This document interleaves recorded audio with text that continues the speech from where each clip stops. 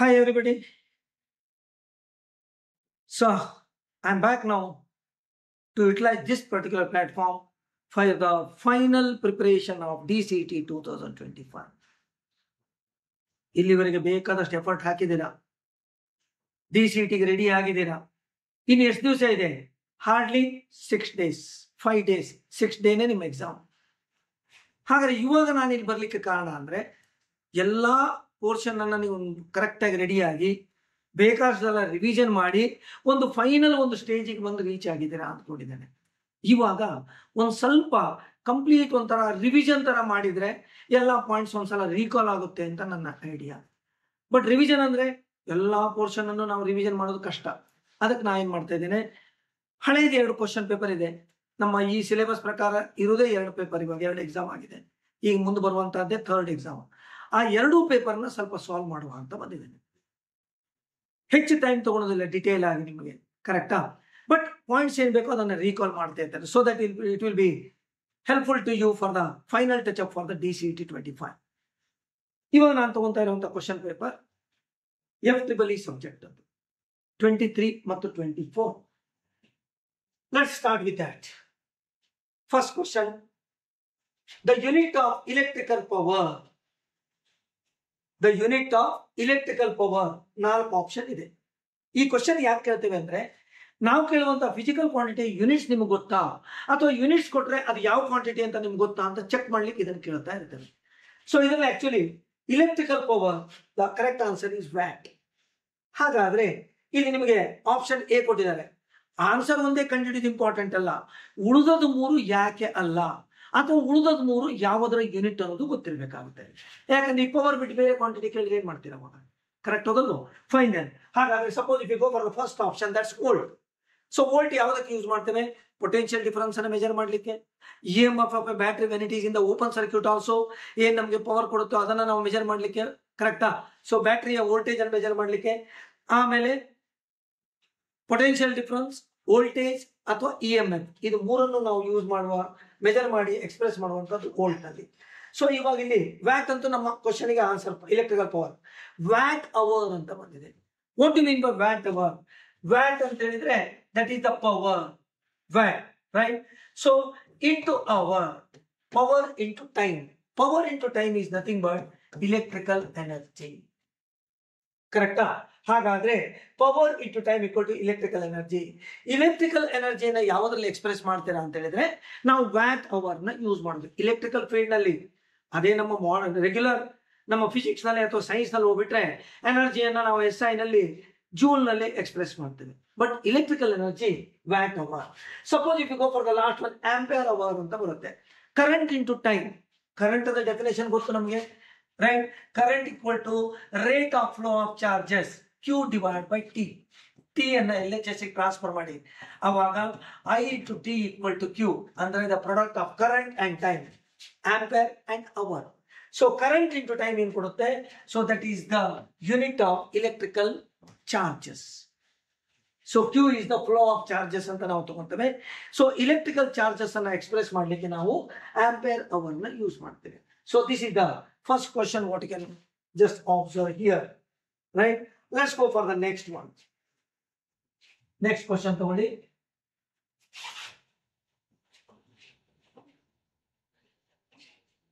In pipe earthing, the diameter of the GI pipe embedded in the pit is dash. So earthing ಬಗ್ಗೆ ನಾವು ಕಲ್ತಿದ್ದೇವೆ FEE ಅಲ್ಲಿ. Earthing ಯಾಕೆ ಬೇಕು? It's A protective device ಅಂತ ಹೇಳ್ಬೋದು, ಇಟ್ಸ್ ಎ ಪ್ರೊಟೆಕ್ಟಿವ್ ಮೆಜರ್ ಅಂತಾನು ನಾವು ಹೇಳ್ಬೋದು. ಸಪೋಸ್ ಓವರ್ ಕರೆಂಟ್ ಬಂದಿರೋದ್ರಿಂದ ಯಾವ ರೀತಿಯಲ್ಲಿ ಓವರ್ ಕರೆಂಟ್ ಬರ್ಬೋದು ಇಲೆಕ್ಟ್ರಿಕಲ್ ಇದರಲ್ಲಿ? ಸೊ ಓವರ್ ಕರೆಂಟ್ ಬರ್ಲಿಕ್ಕೆ 3 ಮೇನ್ ರೀಸನ್ ಇದೆ. ಒಂದು, ಇನ್ಕಮಿಂಗ್ ಲೈನ್ ವೋಲ್ಟೇಜ್ ಹೈ ಬಂತು ಅಂದ್ರೆ our house hold supply is 230 volts, ಕರೆಕ್ಟಾ? ಅದೇ ಒಂದು ವೇಳೆ ಹೈ ಬಂದ್ರೆ ಸೊ ಕರೆಂಟ್ ಜಾಸ್ತಿ ಫ್ಲೋ ಆಗುತ್ತೆ. ಎರಡನೇದು, ಎಲ್ಲಾರು ಒಳಗಡೆ ಇಲೆಕ್ಟ್ರಿಕಲ್ ಸಿಸ್ಟಮ್ ನಲ್ಲಿ ಶಾರ್ಟ್ ಸರ್ಕ್ಯೂಟ್ ಆದರೆ ಅವಾಗೂ ಹೈ ಕರೆಂಟ್ ಬರುತ್ತೆ. ಸಪೋಸ್ ನಾವು ಓವರ್ಲೋಡ್ ಅನ್ನ ಕೊಟ್ಟರೆ ಓವರ್ಲೋಡ್ ಕರೆಂಟ್ ಅಂತ ಹೇಳ್ತೀವಿ. ಈ 3 ರೀಸನ್ ನಮಗೆ ಹೈ ಕರೆಂಟ್ ಬರುತ್ತೆ.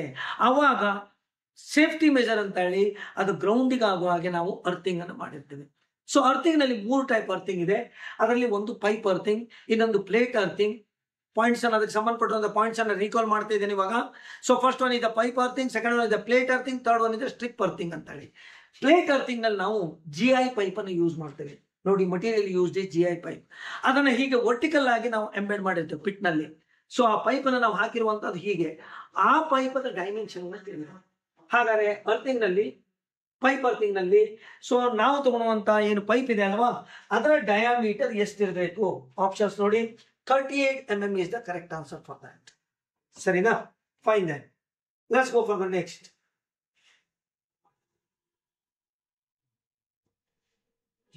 If a resistor of 100 ohms is connected in series with a parallel combination of 200 ohms, parallel combination of two 200 ohm resistors, then the effective resistance is dash. Eneli 100 ohm ಒಂದು resistance ಇದೆ. Look at this figure. So 100 ohms ada ಒಂದು resistance ಇದೆ ನಮ್ಮ ಹತ್ರ. So this is 100 ohms. So this is connected in series with the parallel combination of two more resistors. ಇದು series ನಲ್ಲಿ ಮತ್ತೆ ಎರಡು ರೆಸಿಸ್ಟೆನ್ಸ್ ಅನ್ನ ಪ್ಯಾರಲಲ್ ಕನೆಕ್ಷನ್ ಮಾಡಿದೆ. ಆ ಪ್ಯಾರಲಲ್ ಕನೆಕ್ಷನ್ ಎಷ್ಟಿದೆ ಅಂತ ಹೇಳಿದ್ರೆ 200 ohm and 200 ohms. Right? Look at the question. If a resistor of 100 ohm is connected in series with a parallel combination of two 200 ohm resistors, then the effective resistance is dash. ಹಾಗಾದ್ರೆ ಈ ಎರಡು point ನಡುವೆ ನಮ್ಮ resistance ಏನು ಬರುತ್ತಲ್ವಾ, ಒಂದೇ ಒಂದು resistance value, ಅದನ್ನ ನಾವು ಎಫೆಕ್ಟಿವ್ ರೆಸಿಸ್ಟೆನ್ಸ್ R ಅಂತ ಕರಿತೀವಿ. R is called as the equivalent resistance or the effective resistance. ಇದನ್ನ ಹ್ಯಾಕ್ ಕಂಡು ಹಿಡಿತೀರಾ? ಈ ಸರ್ಕ್ಯೂಟ್ ಅನ್ನು ಸಿಂಪ್ಲಿಫೈ ಮಾಡಬೇಕು. ಫಸ್ಟ್ ಏನ್ ಮಾಡೋಣ, let simplify the parallel combination of the two resistors. ಈ ಪ್ಯಾರಲಲ್ ಕಾಂಬಿನೇಷನ್ ನಾವು ಸಿಂಪ್ಲಿಫೈ ಮಾಡೋಣಂತೆ. When two resistors are connected in parallel, ಎರಡು ರೆಸಿಸ್ಟೆನ್ಸಸ್ ಅನ್ನು ನಾವು ಪ್ಯಾರಲಲ್ ಕಾಂಬಿನೇಷನ್ ತಗೊಂಡಾಗ the reciprocal of the effective resistance 1 upon R equal to 1 upon R1 plus 1 upon R2. Right? ಹಾಗಾದ್ರೆ 1 upon R equal to 1 upon 200 plus 1 upon 200. ಅಥವಾ ಇದೇ formula ನಾವು direct ಆಗಿ effective resistance ಇದು R ಅನ್ನೋಕ್ಕಿಂತ R ಡ್ಯಾಶ್ ಅಂತ ಕರೀತೇನೆ. So R dash equal to ಉಲ್ಟಾ ಮಾಡಿದ್ರೆ R1 into R2 divided by R1 plus R2. ಇದು LCM ತಗೊಂಡು ರೆಸಿಪ್ರೋಕಲ್ ತಗೊಂಡ್ರೆ ಇದೇ ಬರುತ್ತೆ. ಸಬ್ಸ್ಟಿಟ್ಯೂಟ್ ಮಾಡಿ 200 into 200 divided by 200 plus 200. Simplify ಮಾಡಿ you will get the answer equal to 100 ohms. 200 into 200, 2 into 2 4, 4 zeros ಬರುತ್ತೆ.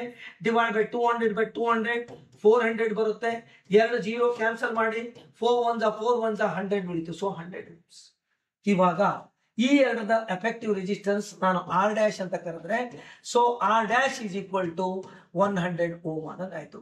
ಇದಿಷ್ಟು ರೀಪ್ಲೇಸ್ ಮಾಡಿ ಇವಾಗ ನಾನು ಈಕ್ವಲೆಂಟ್ ರೆಸಿಸ್ಟೆನ್ಸ್ ಈಕ್ವಲೆಂಟ್ ಸರ್ಕ್ಯೂಟ್ ಅನ್ನು ಬರೀತೆ ನೋಡಿ.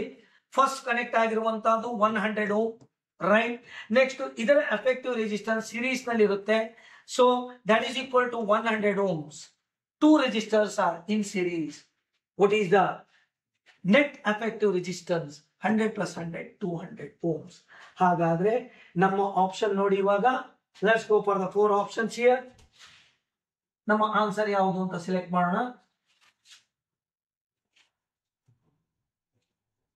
This is the correct answer, 200 ohms. ಸರಿನಾ? ಇವಾಗ ನಾನು ಒಂದು ಸಿಂಪಲ್ ಟೆಕ್ನಿಕ್ ಅನ್ನು ಹೇಳ್ಕೊಡ್ತೇನೆ ಪ್ಯಾರಲಲ್ ಕಾಂಬಿನೇಷನ್ ಬಗ್ಗೆ. Suppose two resistors are connected in parallel.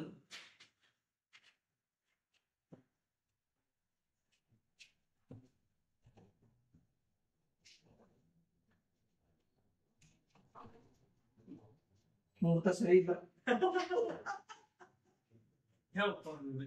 ಈಗ ಇದಾಗಲ್ಲ ಇನ್ನು. ಇಲ್ಲ ಈಗ ಸರಿ ಈಗ ಆನ್ ಆಗುತ್ತೆ, ಬಟ್ ಇದನ್ನ ಕಟ್ ಜಾಯಿನ್ ಮಾಡಿ ಕಂಟಿನ್ಯೂ ಮಾಡಿ ಹಂಗಾರೆ ಕಂಟಿನ್ಯೂ ಮಾಡ್ಬಿಡ್ತಾನೆ. ಅದು ಸೇವ್ ಆಗಿರ್ತೀವಿ ಸರ್, ಅಷ್ಟೇ ಸೇವ್ ಆಗಿರುತ್ತಲ್ಲ. ಹೌದು ಸರ್, ಅವ್ನು ಜಾಯಿನ್ ಮಾಡ್ತಾನಲ್ಲ ಹಂಗೆ. ಯಾರು ಸರ್? ಇಲ್ಲ ಇದು ಕಂಟಿನ್ಯೂ ರನ್ ಐತೆ ಸರ್. ರನ್ನೇ ಐತೆ. ಇದೆ, ನೀವು ಇದನ್ನ ಮಾಡೋ ಅವಶ್ಯಕತೆ ಇಲ್ಲ. ಇದು ಆಫ್ ಆಗುತ್ತಿಲ್ಲ ಸರ್. ಆಗುದಿಲ್ಲ, ಓನ್ಲಿ ಇದಷ್ಟು ಆಫ್ ಆಗುತ್ತೆ ಸರ್. ಯಾವ್ದು ಡಿಸ್ಪ್ಲೇ? ಹಾ, ಬಟ್ ವರ್ಕ್ ಆಗ್ತಾ ಇದೆ. ಈಗ ರನ್ನಿಂಗ್ ಐತೆ ಸರ್. ಈಗ ಇದು ರನ್ನಿಂಗ್ ಇದೆ. ಕಟ್ ಮಾಡಿ ಜಾಯಿನ್ ಮಾಡಿ. ನನಗೆ ಸ್ವಲ್ಪ ಇದನ್ನ ಆಫ್ ಮಾಡ್ಲಾ, ಲೈಟ್ ಏನಾರು ಇವನು ಆಫ್ ಮಾಡ್ಬಿಡಿ ಸರ್. ಅದನ್ನ ಆಫ್ ಮಾಡ್ಲಾ? ಯಾಕಂದ್ರೆ ಸುಮ್ಮನೆ ಯಾವ ಹೋದ್ರು ಲೋಡ್ ಆಗೋದು ಬೇಡ. ಇದನ್ನು ಆಫ್ ಮಾಡ್ಬಿಡು ಸರ್. ಯಾವ್ದು ಇದು ಬೇಡ ಅಂತನಲ್ಲ, ಅಲ್ಲೇ ಮಾಡ್ಬಿಡೋಣ. ಯಾಕಂದ್ರೆ ಅದು ಬಾಳ್ ಕರೆಂಟ್ ತಗೋದು ಸರ್. ಭಾಳ ಪವರ್ ಬೇಕಂತೆ. ಇಲ್ಯುಮಿನೇಷನ್ ಸಾಕಲ್ಲ ನೋಡಿ. ಏನ್ ಸರ್? ಇಲ್ಯುಮಿನೇಷನ್ ಸಾಕು ಸರ್. It is enough. ನನ್ನ ಐಡೆಂಟಿಟಿ ಸಿಗುತ್ತೆ. ಸಿಗುತ್ತೆ ಸರ್. ಅಷ್ಟೇ ಇಂಪಾರ್ಟೆಂಟ್. ಸರಿ, ಕಂಟಿನ್ಯೂ ಮಾಡ್ಬಿಡ್ತಾರೆ. ಎಸ್, ಅದೇ ಸೇಮ್ ಕಂಟಿನ್ಯೂ ಮಾಡಿ. ಎಸ್, ಅದೇ ಅಂದ್ರೆ ಏನಾಗುತ್ತೆ ಅಂತ ಮತ್ತೆ ರೀ ಸ್ಟಾರ್ಟ್ ಆಗಿ ಅಲ್ಲಿಗೆ ಹೋಗ್ಬೇಕು ನಾವು. ಇದು ಆನ್ ಬೆಟರ್, ಅದು ಸೇಫ್. ಎಕ್ಸಾಕ್ಟ್ಲಿ, ಇದು ಆನ್ ಆಯ್ತು ಸರ್. ಅದೇ ಅದೇ ಕರೆಕ್ಟ್. ಸ್ಟಾರ್ಟ್ ಮಾಡ್ಬೇಕು.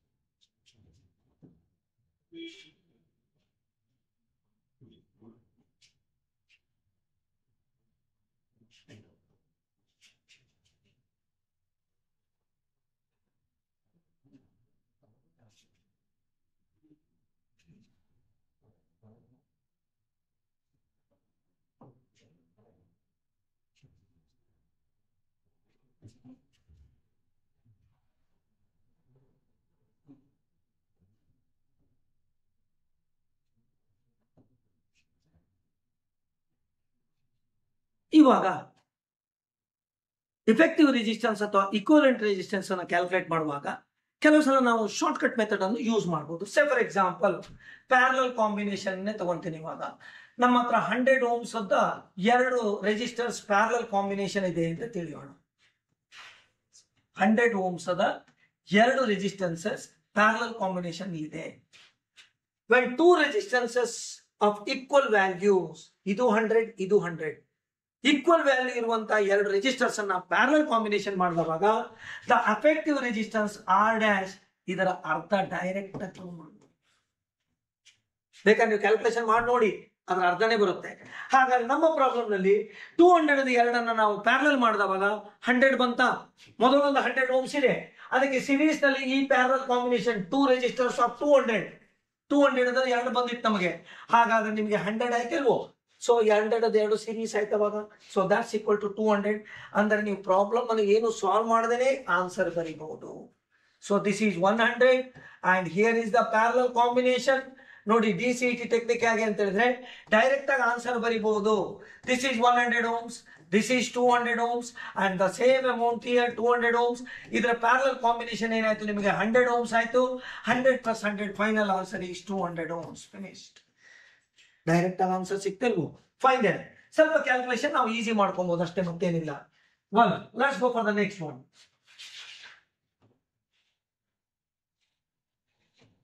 A resistor of 20 ohms is connected across a source of 5 volts DC supply. ನಮ್ಮ ಹತ್ರ 5 volts ಅದ ಒಂದು DC ಸಪ್ಲೈ ಇದೆ.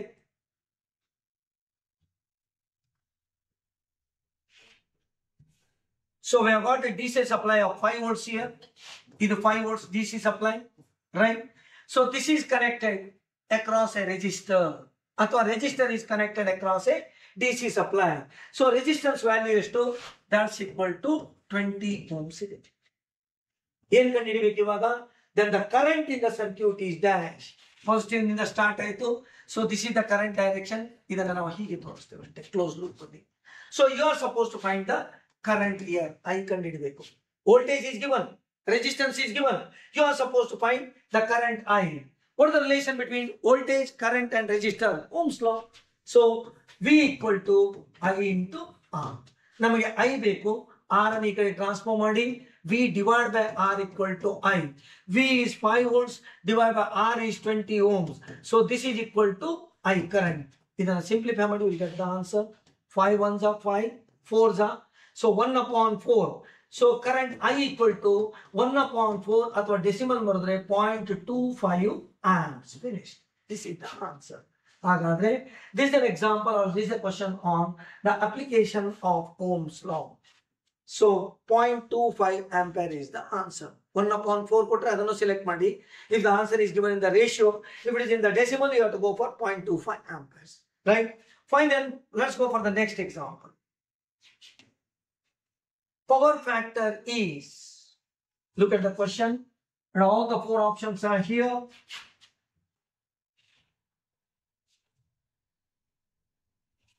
So I have to go for finding the power factor. Nenpidi power factor andruva one angle nalli it is nothing but the efficiency. What do you mean by efficiency of a circuit? What do you mean by the efficiency of a machine? It is the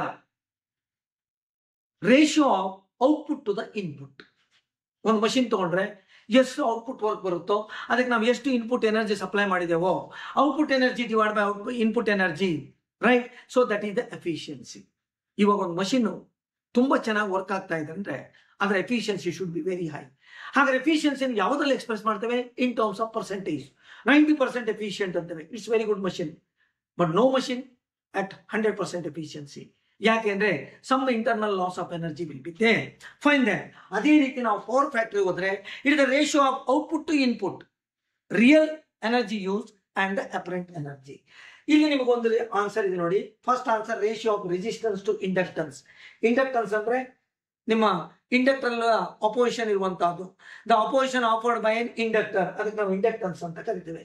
next ಏನಿದೆ ratio of apparent power to true power. ಇಲ್ಲಿ ಸ್ವಲ್ಪ confuse ಆಗುತ್ತೆ ನೋಡಿ. Second answer ನಿಮಗೆ ratio of apparent power ಅಂದ್ರೆ total power supply to true power ಅಂದ್ರೆ actually power utilised. Actually power utilised. ಆದ್ರೆ ಇಲ್ಲಿ ನಮಗೆ ಏನು ಅಂತ ಹೇಳಿದ್ರೆ ಇದು ಇಂಟರ್ಚೇಂಜ್ ಮಾಡಿ ಕೊಟ್ಟಿದ್ದಿದ್ರೆ ಪವರ್ ಫ್ಯಾಕ್ಟರ್ ಡೆಫಿನೇಷನ್ ಕರೆಕ್ಟ್. ಯಾಕಂದ್ರೆ ratio of apparent power numerator ಅವನೇನ್ ಮಾಡ್ದ ಇನ್ಪುಟ್ ಅಂತ ಕೊಟ್ಟಿದ್ದಾನೆ, ಟ್ರೂ ಪವರ್ ಅಂತ ಹೇಳಿದ್ರೆ output. So it is not the ratio of input output, it is always the ratio of output to input. ಇದು interchange ಮಾಡಿ ಕೊಟ್ಟಿದ್ರೆ ಇದು ಆನ್ಸರ್ ಆಗ್ತಾ ಇತ್ತು. Ratio of resistance to impedance, yes this is the answer. Impedance ಅಂದ್ರೆ that is also the opposition. ಅದು ಯಾವುದರಲ್ಲಿ suppose inductor ಇರ್ಬೋದು, ಕೆಪಾಸಿಟರ್ ಇರ್ಬೋದು, ಅದರಲ್ಲಿ ಬರುವಂತಹ ರೆಸಿಸ್ಟಿವ್ ಪ್ರಾಪರ್ಟಿಯನ್ನ ನಾವು ಇಂಪಿಡೆನ್ಸ್ ಅಂತ ಕರಿತೇವೆ. ಹಾಗಾದ್ರೆ it is the ratio of resistance to impedance. So this is the correct answer. ಇದಲ್ಲ, ಕನ್ಫ್ಯೂಸ್ ಮಾಡ್ಕೊಬೇಡಿ, ತಲೆಯಲ್ಲಿ ಒಂದ್ಸಲ ಬಂದ್ಬಿಡುತ್ತೆ ಇದು, right? Fine that. Let's go for the next question. The phase to neutral voltage, phase to neutral voltage in a three-phase star connection. ನಾವು connection configuration ನಿಮ್ಗೆ ಗೊತ್ತು, ಒಂದು ಸ್ಟಾರ್ ಇನ್ನೊಂದು ಡೆಲ್ಟಾ ಅಂತ ಬರುತ್ತೆ. ಇಲ್ಲಿ ನಾವು ಸ್ಟಾರ್ ಕಾನ್ಫಿಗರೇಷನ್ ತಗೊಂಡಿರೋದು. ಎಷ್ಟಿದೆ ವೋಲ್ಟೇಜ್? 230 ವೋಲ್ಟ್ಸ್ ಇದೆ. ಸೊ ಸ್ಟಾರ್ ಕನೆಕ್ಷನ್ ಅಂತ ಹೇಳಿದ್ರೆ ಈ ತರ ತ್ರೀ ಫೇಸ್ ನಲ್ಲಿ. So this is the star connection. ಇದು ನಮಗೆ ನ್ಯೂಟ್ರಲ್. This is neutral. ಇದು face 1, this is phase 2 and this is phase 3. ಮೂರು ಫೇಸ್ ಇದೆ, ನ್ಯೂಟ್ರಲ್ ಇದೆ. So phase to neutral voltage in a three-phase star connection system is 230 volts, right? So phase to neutral voltage 230 volts ಇದೆ.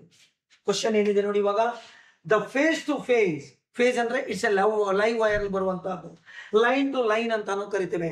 Phase to phase voltage is dash. ಹಾಗಾದ್ರೆ simple formula ಇದೆ. Phase to phase ಬೇಕು ಅಂದ್ರೆ face to neutral ವೋಲ್ಟೇಜ್ಗೆ √2 ದಿಂದ multiply ಮಾಡಿ. You just multiply it by √2. ಅರ್ಥ ಆಯ್ತಾ? Phase to neutral voltage suppose ಅದನ್ನ ನಾವು ವಿ ಅಂತ ತಗೊಂಡ್ರೆ V into √2. So that is your phase to phase. ಸರಿನಾ?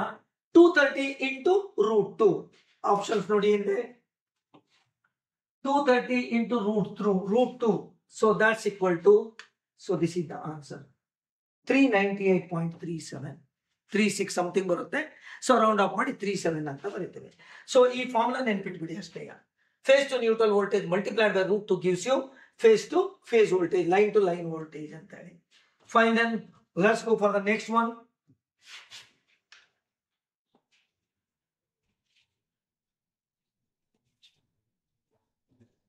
Look at this. The time of period of an AC wave. AC wave ಅಂದ್ರೆ ಸ್ವಲ್ಪ ನಿಮಗೆ ಈ ವೇವ್ ಫಾರ್ಮ್ ನೆನಪಾಗಲಿ. So this is the AC wave, right? The time period of an AC wave at frequency 50 Hz is dash. ಈ AC wave ಏನಿದೆ ಅಲ್ವಾ, ಇದರ frequency ಎಷ್ಟಿದೆ? 50 Hz ಇದೆ.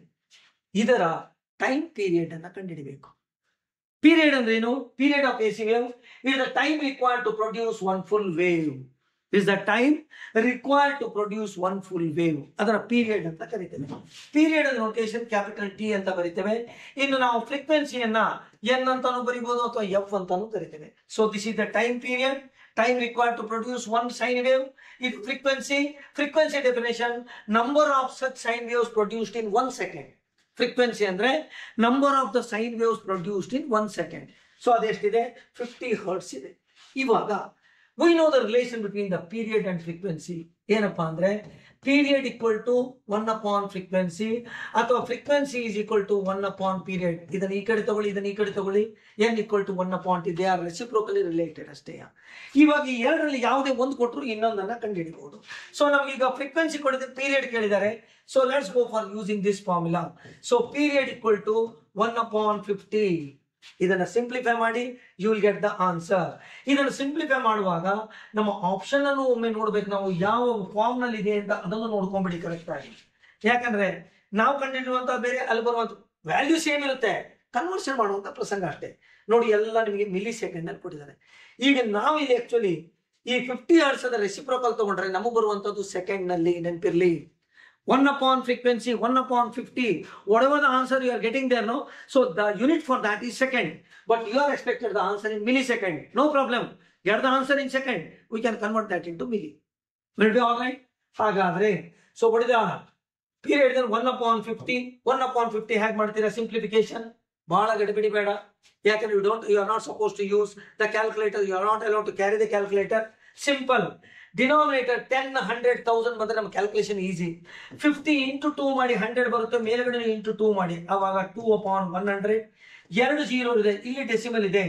ಡಿವೈಡ್ ಬೈ 100 ಅಂದ್ರೆ 2 ಪ್ಲೇಸ್ ನಿಮಗೆ ಏನಾಗುತ್ತೆ ಹಿಂದೆ ಬರುತ್ತೆ. ದಟ್ಸ್ ಈಕ್ವಲ್ ಟು ಒಂದು ಪ್ಲೇಸ್ ಇಲ್ಲಿ, ಮತ್ತೊಂದು ಪ್ಲೇಸ್ ಇಲ್ಲ, 0 ಕೊಟ್ಟು ತಗೊಳ್ಳಿ 0.02 ಅಂದ್ರೆ 0.02 ಸೆಕೆಂಡ್ ಆದಾಗ.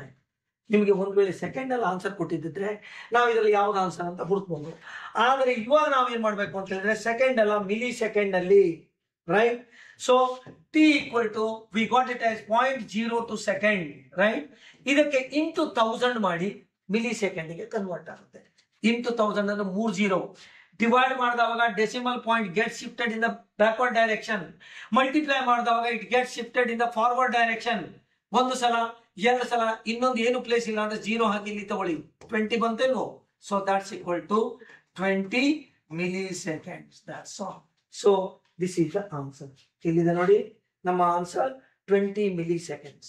ಸೆಕೆಂಡ್ ಅಲ್ಲಿ ಆನ್ಸರ್ ಬರುತ್ತೆ 1/50 ಮಾಡಿ ಇಂಟು 1000 ಮಾಡಿ ಮಿಲಿ ಸೆಕೆಂಡ್ ಕನ್ವರ್ಟ್ ಆಗುತ್ತೆ. That's all. ಮಲ್ಟಿಪ್ಲೈ ಮಾಡಿದವ 1000 ಅಂದ್ರೆ 3 0 ಇರುತ್ತೆ, 3 ಪ್ಲೇಸ್ ಫಾರ್ವರ್ಡ್ ಶಿಫ್ಟ್ ಆಗಬೇಕು. ಡಿವೈಡ್ ಮಾಡಿದವಾಗ 3 ಪ್ಲೇಸ್ ಬ್ಯಾಕ್ವರ್ಡ್ ಶಿಫ್ಟ್ ಮಾಡಬೇಕು. ತುಂಬಾ ಪ್ರಾಬ್ಲಮ್ ನಲ್ಲಿ ಇದು ಯೂಸ್ ಆಗುತ್ತೆ, ನೆನಪಿರಲಿ. Fine guys, let's go for the next example.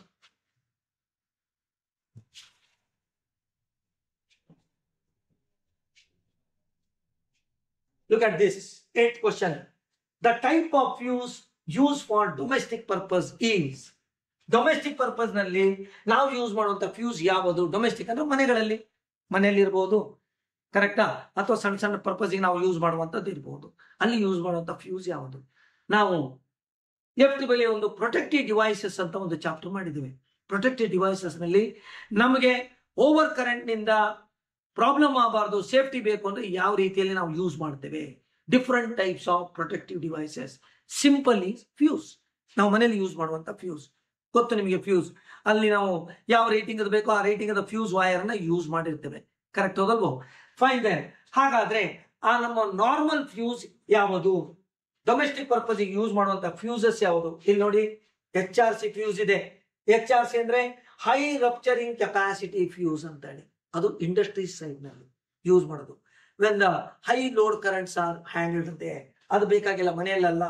So Kit Kat are rewirable fuse. Rewirable ನಮ್ಮ ವೈಟ್ ಕಲರ್ ಫ್ಯೂಸ್ ಇರುತ್ತಲ್ವಾ, ಅದು ಮೆಲ್ಟ್ ಆಗೋದು ಮತ್ತೆ ವೈರ್ ಹಾಕೋದು ಸುತ್ತೋದು, ವೈರ್ ಹಾಕೋದು ಸುತ್ತೋದು ಮಾಡ್ತೀವಲ್ಲ, ರಿವೈರಬಲ್, ಕರೆಕ್ಟ್ ಹೋದಲ್ವೋ? Kit Kat. ಸೊ ನಮ್ಮ ನಾರ್ಮಲ್ ಫ್ಯೂಸ್ ಮತ್ತು ಕಿಟ್ ಕ್ಯಾಟ್ ಫ್ಯೂಸ್ ಅಂದ್ರೆ ಎರಡು ಒಂದೇ ರೀತಿ ವರ್ಕ್ ಆಗುತ್ತೆ. ಕಿಟ್ ಕ್ಯಾಟ್ ಫ್ಯೂಸ್ ಅಂತ ಹೇಳಿದ್ರೆ the shape is in the form of Kit Kat chocolate. ಮಕ್ಕಳಲ್ವಾ, ಸೊ ಮಕ್ಕಳಿಗೆ ಕಿಟ್ ಕ್ಯಾಟ್ ಖುಷಿ ಅಲ್ವಾ, ಅದಕ್ಕೆ ಆ ಶೇಪ್ ಇದೆ ಅಂತೇಳಿ ನಾವು ಅದನ್ನ ಕಿಟ್ ಕ್ಯಾಟ್ ಫ್ಯೂಸ್ ಅಂತ ಕರಿತೇವೆ. ಹಾಗಾಗಿ Kit Kat are rewirable fuse, that is one which is use in the domestic purpose. ಇದು ನಮ್ಮ ಆನ್ಸರ್. ಸಿರಾಮಿಕ್ ಆಯ್ತು, ಗ್ಲಾಸ್ ಕಾರ್ಟೇಜ್ ಅದು ಯೂಸ್ ಮಾಡ್ತೇವೆ, ಬಟ್ ನಮ್ಮ ಮಾಮೂಲಾಗಿ ಡೊಮೆಸ್ಟಿಕ್ ನಲ್ಲಿ ಯೂಸ್ ಮಾಡುವಂತದ್ದು ಆ fuse. So this is the answer B. Fine then. Let's go for the next one. MCCB stands for fuse ನಲ್ಲಿ ಬೇಕಾದಷ್ಟು ಟೈಪ್ ಇದೆ ಅಂತ ಹೇಳಿದೆ. ನಾರ್ಮಲ್ ಫ್ಯೂಸ್ ಇದೆ, ಅದನ್ನೇ ನಾವು ಕಿಟ್ ಕ್ಯಾಟ್ ಫ್ಯೂಸ್ ಅಂತ ಕರಿತೇವೆ. ಗ್ಲಾಸ್ ಕಾರ್ಟೇಜ್ ಫ್ಯೂಸ್ ಇದೆ, MCB ಇದೆ, MCCB ಇದೆ, RLCB ಇದೆ, ಕರೆಕ್ಟಾ, RCCB. ಸೊ ಬೇಕಾದಷ್ಟು ಟೈಪ್ ಫ್ಯೂಸ್ ಅನ್ನು ನಾವು ಯೂಸ್ ಮಾಡ್ತೇವೆ. ಈ ಒಂದು relay that is also a protective device. ಒಟ್ಟಿನ ಮೇಲೆ ನಮಗೆ ಪ್ರೊಟೆಕ್ಷನ್ ಸಿಗಬೇಕು. ಹೈ ಕರೆಂಟ್ ನಿಂದ ಪ್ರೊಟೆಕ್ಷನ್. ಯಾವುದಕ್ಕೆ ಪ್ರೊಟೆಕ್ಷನ್? ನಮಗೆ ಅಂತಲ್ಲ, individual protection important. Electrical system protection is also important. ಆ electrical system ಯೂಸ್ ಮಾಡುವಂತ equipment is also important. ಇದು ಮೂರಕ್ಕೂ ಪ್ರೊಟೆಕ್ಷನ್ ಸಿಗಬೇಕು. ಅದಕ್ಕೆ ತಕ್ಕ ಹಾಗೆ ಅದು ನಾವು ಸಿಂಗಲ್ ಫೇಸ್ ಯೂಸ್ ಮಾಡಿದೆವು, 3 ಫೇಸ್. ಸಿಂಗಲ್ ಫೇಸ್ ನಲ್ಲಿ ಏನ್ ಬೇಕು, ಲೋ ಲೆವೆಲ್ ನಲ್ಲಿ ಯೂಸ್ ಮಾಡುವಂತ ಫ್ಯೂಸಸ್ ಅನ್ನ. ಸೊ ನಿಮಗೆ ಇಂಡಸ್ಟ್ರಿಯಲ್ ಲೆವೆಲ್ ನಲ್ಲಿ ನಾವು 3 ಫೇಸ್ ಹೋಗ್ಬಿಟ್ರೆ ಅವಾಗ ಬಂದಿತ್ತಲ್ಲ HRC ಅಂತ, ಹೈ ರಪ್ಚರಿಂಗ್ ಕೆಪಾಸಿಟಿ, ಕರೆಕ್ಟ್, ಆ ತರ ಫ್ಯೂಸಸ್ ಅನ್ನು ಯೂಸ್ ಮಾಡ್ತೇವೆ. ಇವಾಗ ನಾವು ಯೂಸ್ ಮಾಡುವಂತ ಒಂದು fuse MCCB. So MCCB long form ಏನು ಅಂತ ಹೇಳಿ, MCCB stands for Molded Case Circuit Breaker. ಬೇರೆ ಎಲ್ಲ ಕೊಟ್ಟಿದ್ದಾರೆ, ಇದು ಯಾವುದೂ ಅಲ್ಲ. This is the answer. Complete mould ಆಗಿರುತ್ತೆ ಅದಷ್ಟೇ. ಸೊ ಮೋಲ್ಡೆಡ್ ಕೇಸ್ ಅಂತ ಹೇಳ್ಬಿಟ್ರೆ ಅದನ್ನು ಓಪನ್ ಮಾಡಿ ರಿಪೇರಿ ಮಾಡುವಂಗಿಲ್ಲ, correct. So that is called as moulded case circuit breaker. Fine, A is the correct answer for this. Next ELCB, ಮತ್ತೊಂದು ಪ್ರೊಟೆಕ್ಟಿವ್ ಡಿವೈಸ್ ಬಂತು. ELCB ಅಂದ್ರೆ earth leakage circuit breaker. Earth leakage circuit breaker. It is used for detecting current leakage. So ELCB is used for detecting current leakage. ಅದರ range ಅನ್ನು ಕೊಟ್ಟಿದ್ದಾರೆ. ಸ್ವಲ್ಪ ಇದರಲ್ಲಿ ambiguity ಇದೆ question ಅಲ್ಲಿ. ELCB ಅರ್ತ್ ಲೀಕೇಜ್ ಇದೆ ಅಲ್ವಾ, ಅರ್ತ್ ಲೀಕೇಜ್ ಯಾವಾಗ ಆಗುತ್ತೆ ಅಂದ್ರೆ, ಸಪೋಸ್ ಎಲ್ಲೋ ಒಂದ್ ಕಡೆ ಸ್ಕಿನ್ ಓಪನ್ ಆಗಿದೆ ವೈರ್ ನಲ್ಲಿ, ನಾವು ಮುಟ್ತೇವೆ, ಅದನ್ನ ಮುಟ್ಟಿದ ಕೂಡ ಶಾಕ್ ಹೊಡೆಯುತ್ತೆ, ಕರೆಂಟ್ ನಮ್ಮ ಬಾಡಿ ಥ್ರೂ ಫ್ಲೋ ಆಗುತ್ತೆ. ಸೊ ನಮ್ಮ ಬಾಡಿ ಥ್ರೂ ಫ್ಲೋ ಆಗುವಂಥದ್ದು ಆಂಪೇರ್ ಕರೆಂಟ್ ಅಲ್ಲ, ನೆನಪಿರಲಿ, it is milliamps, very feeble current. It ranges from 30 to 50 milli amps. So ಆ ಸ್ಮಾಲ್ ಅಮೌಂಟ್ ಆಫ್ ಕರೆಂಟ್ ನಮ್ಮ ಬಾಡಿಯಲ್ಲಿ ಹೋದ್ರೂ ಕೂಡ we feel the electrocution. We have to face the electrocution. We will be the victim of that. Electric shock ಅಂತೇವೆ, severe ಇದ್ರೆ ಎಲೆಕ್ಟ್ರೋಕ್ಯೂಷನ್ ಅಂತ ಕರಿತೀವಿ, correct ಹೋದಲ್ವೋ? ಹಾಗಾದ್ರೆ ಯೂಶುವಲಿ ELCB ಯೂಸ್ ಮಾಡೋದು, ಆ ಕರೆಂಟ್ ಏನಾದ್ರು ಡಿಟೆಕ್ಟ್ ಆದ್ರೆ ಸರ್ಕ್ಯೂಟ್ ಬ್ರೇಕ್ ಆಗಿ ಯಾವ ಬಾಡಿಯಲ್ಲಿ ಫ್ಲೋ ಆಗ್ತಾ ಉಂಟೋ ಅವ್ರನ್ನ ಪ್ರೊಟೆಕ್ಟ್ ಮಾಡ್ಲಿಕ್ಕೆ. ಯೂಶುವಲಿ ELCB ನಾವು ರೇಟಿಂಗ್ ಅನ್ನ ELCB ಕರೆಂಟ್ ರೇಟಿಂಗ್ ನಲ್ಲಿ ಹೇಳ್ತೇವೆ ನಾವು. ELCB ಯಾವಾಗ ನಾವು ಐಡೆಂಟಿಫೈ ಮಾಡುವಂತದ್ದು ಕರೆಂಟ್ ರೇಟಿಂಗ್, ಅದು 30 milli amps to 50 milli amps ಇರುತ್ತೆ. ಬಟ್ ಇಲ್ಲಿ ನಿಮಗೆ ಪವರ್ ಕೊಟ್ಟಿದ್ದಾನೆ, ನೋಡ್ರಿ, kilo VA voltage into current, V into A volts into ampere. So the product of voltage and current is power. ಇದನ್ನು ನಾವು ವ್ಯಾಟ್ ಅಂತ ಹೇಳ್ಬೋದು. 8 kilowatts, above 8 kilowatts, below 5 kilowatts, above 5 kilowatts and below 8 kilowatts ಅಂತ ಹೇಳಿ. ಹಾಗಾದ್ರೆ ELCB ನ ಇಷ್ಟು high power use ಮಾಡ್ತೇವ, ದೊಡ್ಡ ದೊಡ್ಡ ಇಂಡಸ್ಟ್ರೀಸ್ ಗಳಲ್ಲಿ ಯೂಸ್ ಮಾಡಬಹುದು. ಆವಾಗ ನಿಮ್ಗೆ ಆ ಕರೆಂಟ್ ಫ್ಲೋಯಿಂಗ್ ಇದೆ ಅಲ್ವಾ, ಇಟ್ಸ್ ವೆರಿ ಹೈ. ಇಲ್ಲಿ ಡೊಮೆಸ್ಟಿಕ್ ನಲ್ಲಿ ಬರೀ ಒಂದು 30 milli amps to 50 milli amps, ಅಲ್ಲಿ 500 ಆಂಪ್ಸ್ ಎಲ್ಲ ಇರುತ್ತೆ, 1000 ಆಂಪ್ಸ್ ಇರುತ್ತೆ. ಅಷ್ಟು ಕರೆಂಟ್ ಫ್ಲೋ ಆದಾಗ ನಮಗೆ ಬ್ರೇಕ್ ಬೇಕಲ್ವಾ, ಅಂದ್ರೆ ಪ್ರೊಟೆಕ್ಟಿವ್ ಡಿವೈಸ್ ಬೇಕಲ್ವಾ. ಹಾಗಾದ್ರೆ ಅದು ಅಷ್ಟು ಹೈ ಕರೆಂಟ್ ಇರೋದ್ರಿಂದ ಸೊ ನಾವು ಹೈ ಪವರ್ ನ ಯೂಸ್ ಮಾಡ್ತೇವೆ. ಹಾಗಾದ್ರೆ so we can just go for above 8 kilowatts. ELCB ನ ಇಂಡಸ್ಟ್ರಿಯಲ್ ಕಮರ್ಷಿಯಲ್ ಪರ್ಪಸ್ ನಲ್ಲಿ ಅಬೋವ್ 8 kilowatts ನಲ್ಲಿ ಯೂಸ್ ಮಾಡ್ತೇವೆ. ಆದ್ರೆ ಯಾವಾಗಲೂ ಹೇಳ್ಬೇಕಾಗಿರೋದು ಕರೆಂಟ್ ರೇಟಿಂಗ್ ನಲ್ಲಿ, ಪವರ್ ರೇಟಿಂಗ್ ಅಲ್ಲ ELCB. Fine there. Let's go for the next question. A static machine which transfers electrical power from one circuit to another circuit without changing the frequency is called dash. ಒಂದು ಯಾವುದೋ ಒಂದು device ಇದೆ, static machine ಇದೆ, ಕರೆಕ್ಟಾ? ಅದರಲ್ಲಿ power ಅನ್ನ ಒಂದು side ಇಂದ ಇನ್ನೊಂದು ಸೈಡ್ಗೆ ಟ್ರಾನ್ಸ್ಫರ್ ಮಾಡ್ತೇವೆ, ಬಟ್ ಏನು ಫ್ರೀಕ್ವೆನ್ಸಿಲಿ ಚೇಂಜ್ ಇಲ್ಲ. ಹಾಗಾದ್ರೆ so that is nothing but your transformer. ನೋಡಿ, ಟ್ರಾನ್ಸ್ಫಾರ್ಮರ್ ಅಲ್ಲಿ ಎರಡಕ್ಕೂ ಕನೆಕ್ಷನ್ ಇಲ್ಲ. This is the primary and this is the secondary, ಎರಡಕ್ಕೂ ಯಾವುದೇ ಕಾಂಟ್ಯಾಕ್ಟ್ ಇಲ್ಲ. ಆದ್ರೂ ಈ ಎನರ್ಜಿ ಇಲ್ಲಿಗೆ ಟ್ರಾನ್ಸ್ಫರ್ ಆಗುತ್ತೆ. ಇಲ್ಲಿ ಯಾವ ಫ್ರೀಕ್ವೆನ್ಸಿಯಲ್ಲಿ ನಿಮ್ಗೆ AC ಇರುತ್ತೋ ಅದೇ ಫ್ರೀಕ್ವೆನ್ಸಿಯಲ್ಲಿ AC ಬರುತ್ತೆ. The only thing is that the strength is different. Strength ಜಾಸ್ತಿ ಆದ್ರೆ ಸ್ಟೆಪ್ ಅಪ್, ಸ್ಟ್ರೆಂತ್ ಕಡಿಮೆ ಆದ್ರೆ ಸ್ಟೆಪ್ ಡೌನ್ ಅಂತ ಕರಿತೇವೆ. ಆದ್ರೆ ಅಲ್ಲಿ ಬರುವಂತಹದ್ದು ACನೆಯ ಫ್ರೀಕ್ವೆನ್ಸಿ ಕೂಡ ಸೇಮ್ ಇರುತ್ತೆ. Only strength is different. Voltage change ಆಗ್ಬೋದು, ಕರೆಂಟ್ ಚೇಂಜ್ ಆಗ್ಬೋದು, ಪವರ್ ಚೇಂಜ್ ಆಗ್ಬೋದು, ಯಾವುದೇ ಚೇಂಜ್ ಆಗಲಿ ಫ್ರೀಕ್ವೆನ್ಸಿ ಮಾತ್ರ ಸೇಮ್ ಇರುತ್ತೆ. ಹಾಗಾದ್ರೆ ಅಂತ ಡಿವೈಸ್ ಯಾವುದು? Look at the options here. Which is that device? A DC machine, alternator, induction motor, transformer. So this is the correct answer for that. Right? Fine then. Let's go for the next one. The initial type of connection of the motor winding when started with a star delta starter is motor ಮತ್ತು starter ಬಗ್ಗೆ ನಾವು ಕಲ್ತಿದ್ದೇವೆ. ಕರೆಕ್ಟಾ? Induction motor ಅಲ್ಲಿ ಕೆಲವು disadvantages ಇದೆ. Suppose ನೀವು single phase direct online ತಗೊಂಡ್ಬಿಟ್ರೆ inrush current is very high. ಆವಾಗ ನಿಮಗೆ ಸ್ಟಾರ್ಟ್ ಅಲ್ಲಿ ಟಾರ್ಕು ಜಾಸ್ತಿ ಕೊಡುತ್ತೆ, ಕರೆಂಟ್ ಕೂಡ very high. When the inrush current is very high in through the induction motor, winding ಅನ್ನೆಲ್ಲ ಸುಟ್ಟೋಗ್ಬಿಡುತ್ತೆ, ಇದು ವೈಂಡಿಂಗ್ ಎಲ್ಲ ಹಾಳು ಮಾಡ್ಬಿಡುತ್ತೆ. ಕರೆಕ್ಟಾ? ಆಮೇಲೆ ಸ್ಟಾರ್ಟಿಂಗ್ ಟಾರ್ಕ್ ವೆರಿ ಹೈ ಬಂತು ಅಂದ್ರೆ ಹೈ ಕರೆಂಟ್ ನಿಂದ, ಆವಾಗ ನಿಮಗೆ ಮೆಕ್ಯಾನಿಕಲ್ ಸ್ಟ್ರೆಸ್ ಆಗುತ್ತೆ. ಸೊ ರೋಟರ್ ಮೇಲೆ ಸ್ಟ್ರೆಸ್ ಆಗುತ್ತೆ, ಬೇರಿಂಗ್ ಮೇಲೆ ಸ್ಟ್ರೆಸ್ ಆಗುತ್ತೆ, ಶಾಫ್ಟ್ ಮೇಲೆ ಸ್ಟ್ರೆಸ್ ಆಗುತ್ತೆ. ಕರೆಕ್ಟಾ? ಇದನ್ನೆಲ್ಲ ನಾವು ಕಲ್ತಿದ್ದೇವೆ ಅಲ್ಲಿ ಮೋಟರ್ ಮತ್ತು ಸ್ಟಾರ್ಟರ್ ನಲ್ಲಿ. ಹಾಗಾದ್ರೆ ನಮ್ಮ 3 ಫೇಸ್ ಸ್ಟಾರ್ಟರ್ ನಲ್ಲಿ ಏನ್ ಮಾಡ್ತೇವೆ ಅಂತ ಹೇಳಿದ್ರೆ, ಆ ಇಂಡ್ರೆಸ್ಟ್ ಕರೆಂಟ್ ಅನ್ನ ಕಂಟ್ರೋಲ್ ಮಾಡಿ ಒಂದೇ ಸಲ ರೊಟೇಷನ್ ಆಗೋದನ್ನ ಕಂಟ್ರೋಲ್ ಅನ್ನ ಟಾರ್ಕ್, ಇನಿಷಿಯಲ್ ಟಾರ್ಕ್ ಅದನ್ನ ಕಂಟ್ರೋಲ್ ಮಾಡ್ಲಿಕ್ಕೆ ಫಸ್ಟ್ ಸ್ಟಾರ್ ಕನೆಕ್ಷನ್ ನಲ್ಲಿ ನಾವು ವರ್ಕ್ ಮಾಡ್ತೇವೆ. Start with star connection.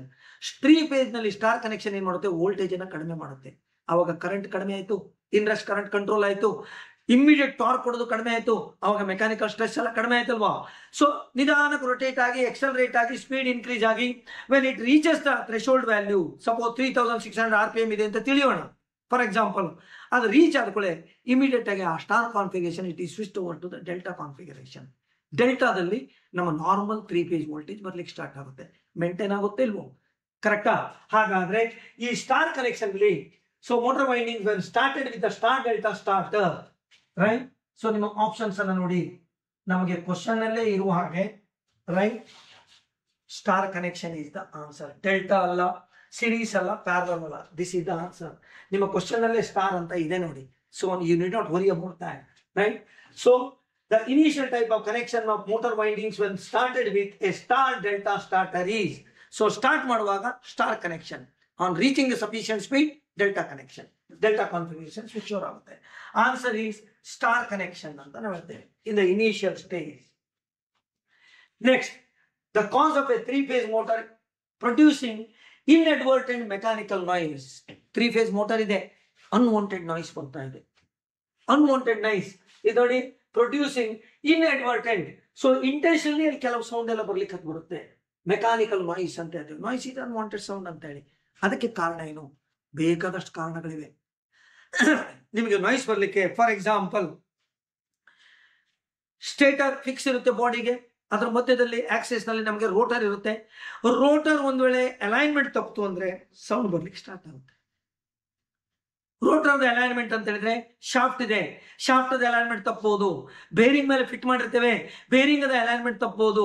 Suppose bearing tyre ನಲ್ಲಿ ನಿಮ್ಮ ಸ್ಲ್ಯಾಕ್ ಬರಬಹುದು, ವೈಬ್ರೇಟ್ ಆಗ್ತಾ ಇರಬಹುದು ಶಾಫ್ಟ್, ಅವಾಗೂ ಸೌಂಡ್ ಬರುತ್ತೆ. ಇದೆಲ್ಲಾ ಬಿಡಿ, ಇನ್ನು main sound foundation bolt loose ಆದ್ರೆ, ನಮ್ಮ ಇಂಡಕ್ಷನ್ ಮೋಟರ್ನ ಫಿಕ್ಸ್ ಮಾಡಿರ್ತೇವೆ ಒಂದು ಬೇಸಿಗೆ, ಒಂದು ಬೆಡ್ ಹಾಕಿ ಅಲ್ಲಿ ಬೋಲ್ಟ್ ಹಾಕಿ ಅದಕ್ಕೆ ಫಿಕ್ಸ್ ಮಾಡಿರ್ತೇವೆ. ಅಲ್ಲಿ ನಿಮ್ಮ ನಟ್ ಬೋಲ್ಟ್ ಲೂಸ್ ಆಯ್ತು ಅಂದ್ರೆ ಏನ್ ಮಾಡ್ತೀರಾ? ಅವಾಗ ಬೋಲ್ಟ್ ಲೂಸ್ ಆಯ್ತು ಅಂದ್ರೆ ಅವಾಗ ಬಾಡಿ ವೈಬ್ರೇಷನ್ ಬರುತ್ತೆ ಇಲ್ವೋ. These are the various reason. ಕರೆಕ್ಟಾ? Fine that. ನಮ್ಮ ಆಪ್ಷನ್ ನೋಡಿ. ಸೊ ಇಲ್ಲಿ ನಮ್ಮ 4 ಆಪ್ಷನ್ ನಲ್ಲಿ ದ ಕರೆಕ್ಟ್ ಆನ್ಸರ್ ಎಲ್ಲಿ ಬರುತ್ತೆ ಅಂತ ನೋಡಿ. Interchange supply terminal, high load on the motor, high voltage on motor winding, incorrect coupling. So high load on the motor, ಮೋಟರಿಗೆ ಲೋಡ್ ಹೈ ಬಂದವಾಗ ಈ ರೀತಿ ನಮಗೆ ಸೌಂಡ್ ಬರುತ್ತೆ. ಇನ್ಅಡ್ವರ್ಟೆಂಟ್ ಮೆಕ್ಯಾನಿಕಲ್ ಸೌಂಡ್ ಬರುವಂತಹದ್ದು when the load is very high on the motor. ಎಷ್ಟು ಕೊಡಬೇಕು ಅದಕ್ಕಿಂತ ಜಾಸ್ತಿ ನಾವು ಲೋಡ್ ಕೊಟ್ರೆ ಸೌಂಡ್ ಬರ್ಲಿಕ್ಕೆ ಸ್ಟಾರ್ಟ್ ಆಗುತ್ತೆ. Right? So high load on the motor, that's the correct answer for this. Next one, cell is a device. Answer ನೋಡಿ. ಒಂದು ಸೆಲ್ ಇದೆ, ರೈಟ್? ಆ ಸೆಲ್ ಇಟ್ಸ್ ಎ ಡಿವೈಸ್. ಅದರಲ್ಲಿ ಯಾವ ಪ್ರೊಸೆಸ್ ಇರುತ್ತೆ?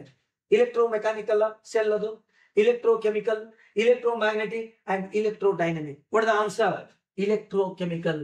ಯಾಕೆಂದ್ರೆ ಸೆಲ್ ನಲ್ಲಿ ಒಳಗಡೆ ಸ್ಟೋರ್ ಆಗಿರುವಂತ ಎನರ್ಜಿ ಕೆಮಿಕಲ್ ಎನರ್ಜಿ. ಕರೆಕ್ಟ್ ಹೌದಲ್ವೋ? ಹಾಗಾದ್ರೆ ಆ ಕೆಮಿಕಲ್ ಎನರ್ಜಿ ಸ್ಟೋರ್ ಆಗ್ಲಿಕ್ಕೆ ಕಾರಣ ನಾವು ಸಪ್ಲೈ ಮಾಡಿರುವಂತ ಇಲೆಕ್ಟ್ರಿಕಲ್ ಎನರ್ಜಿ.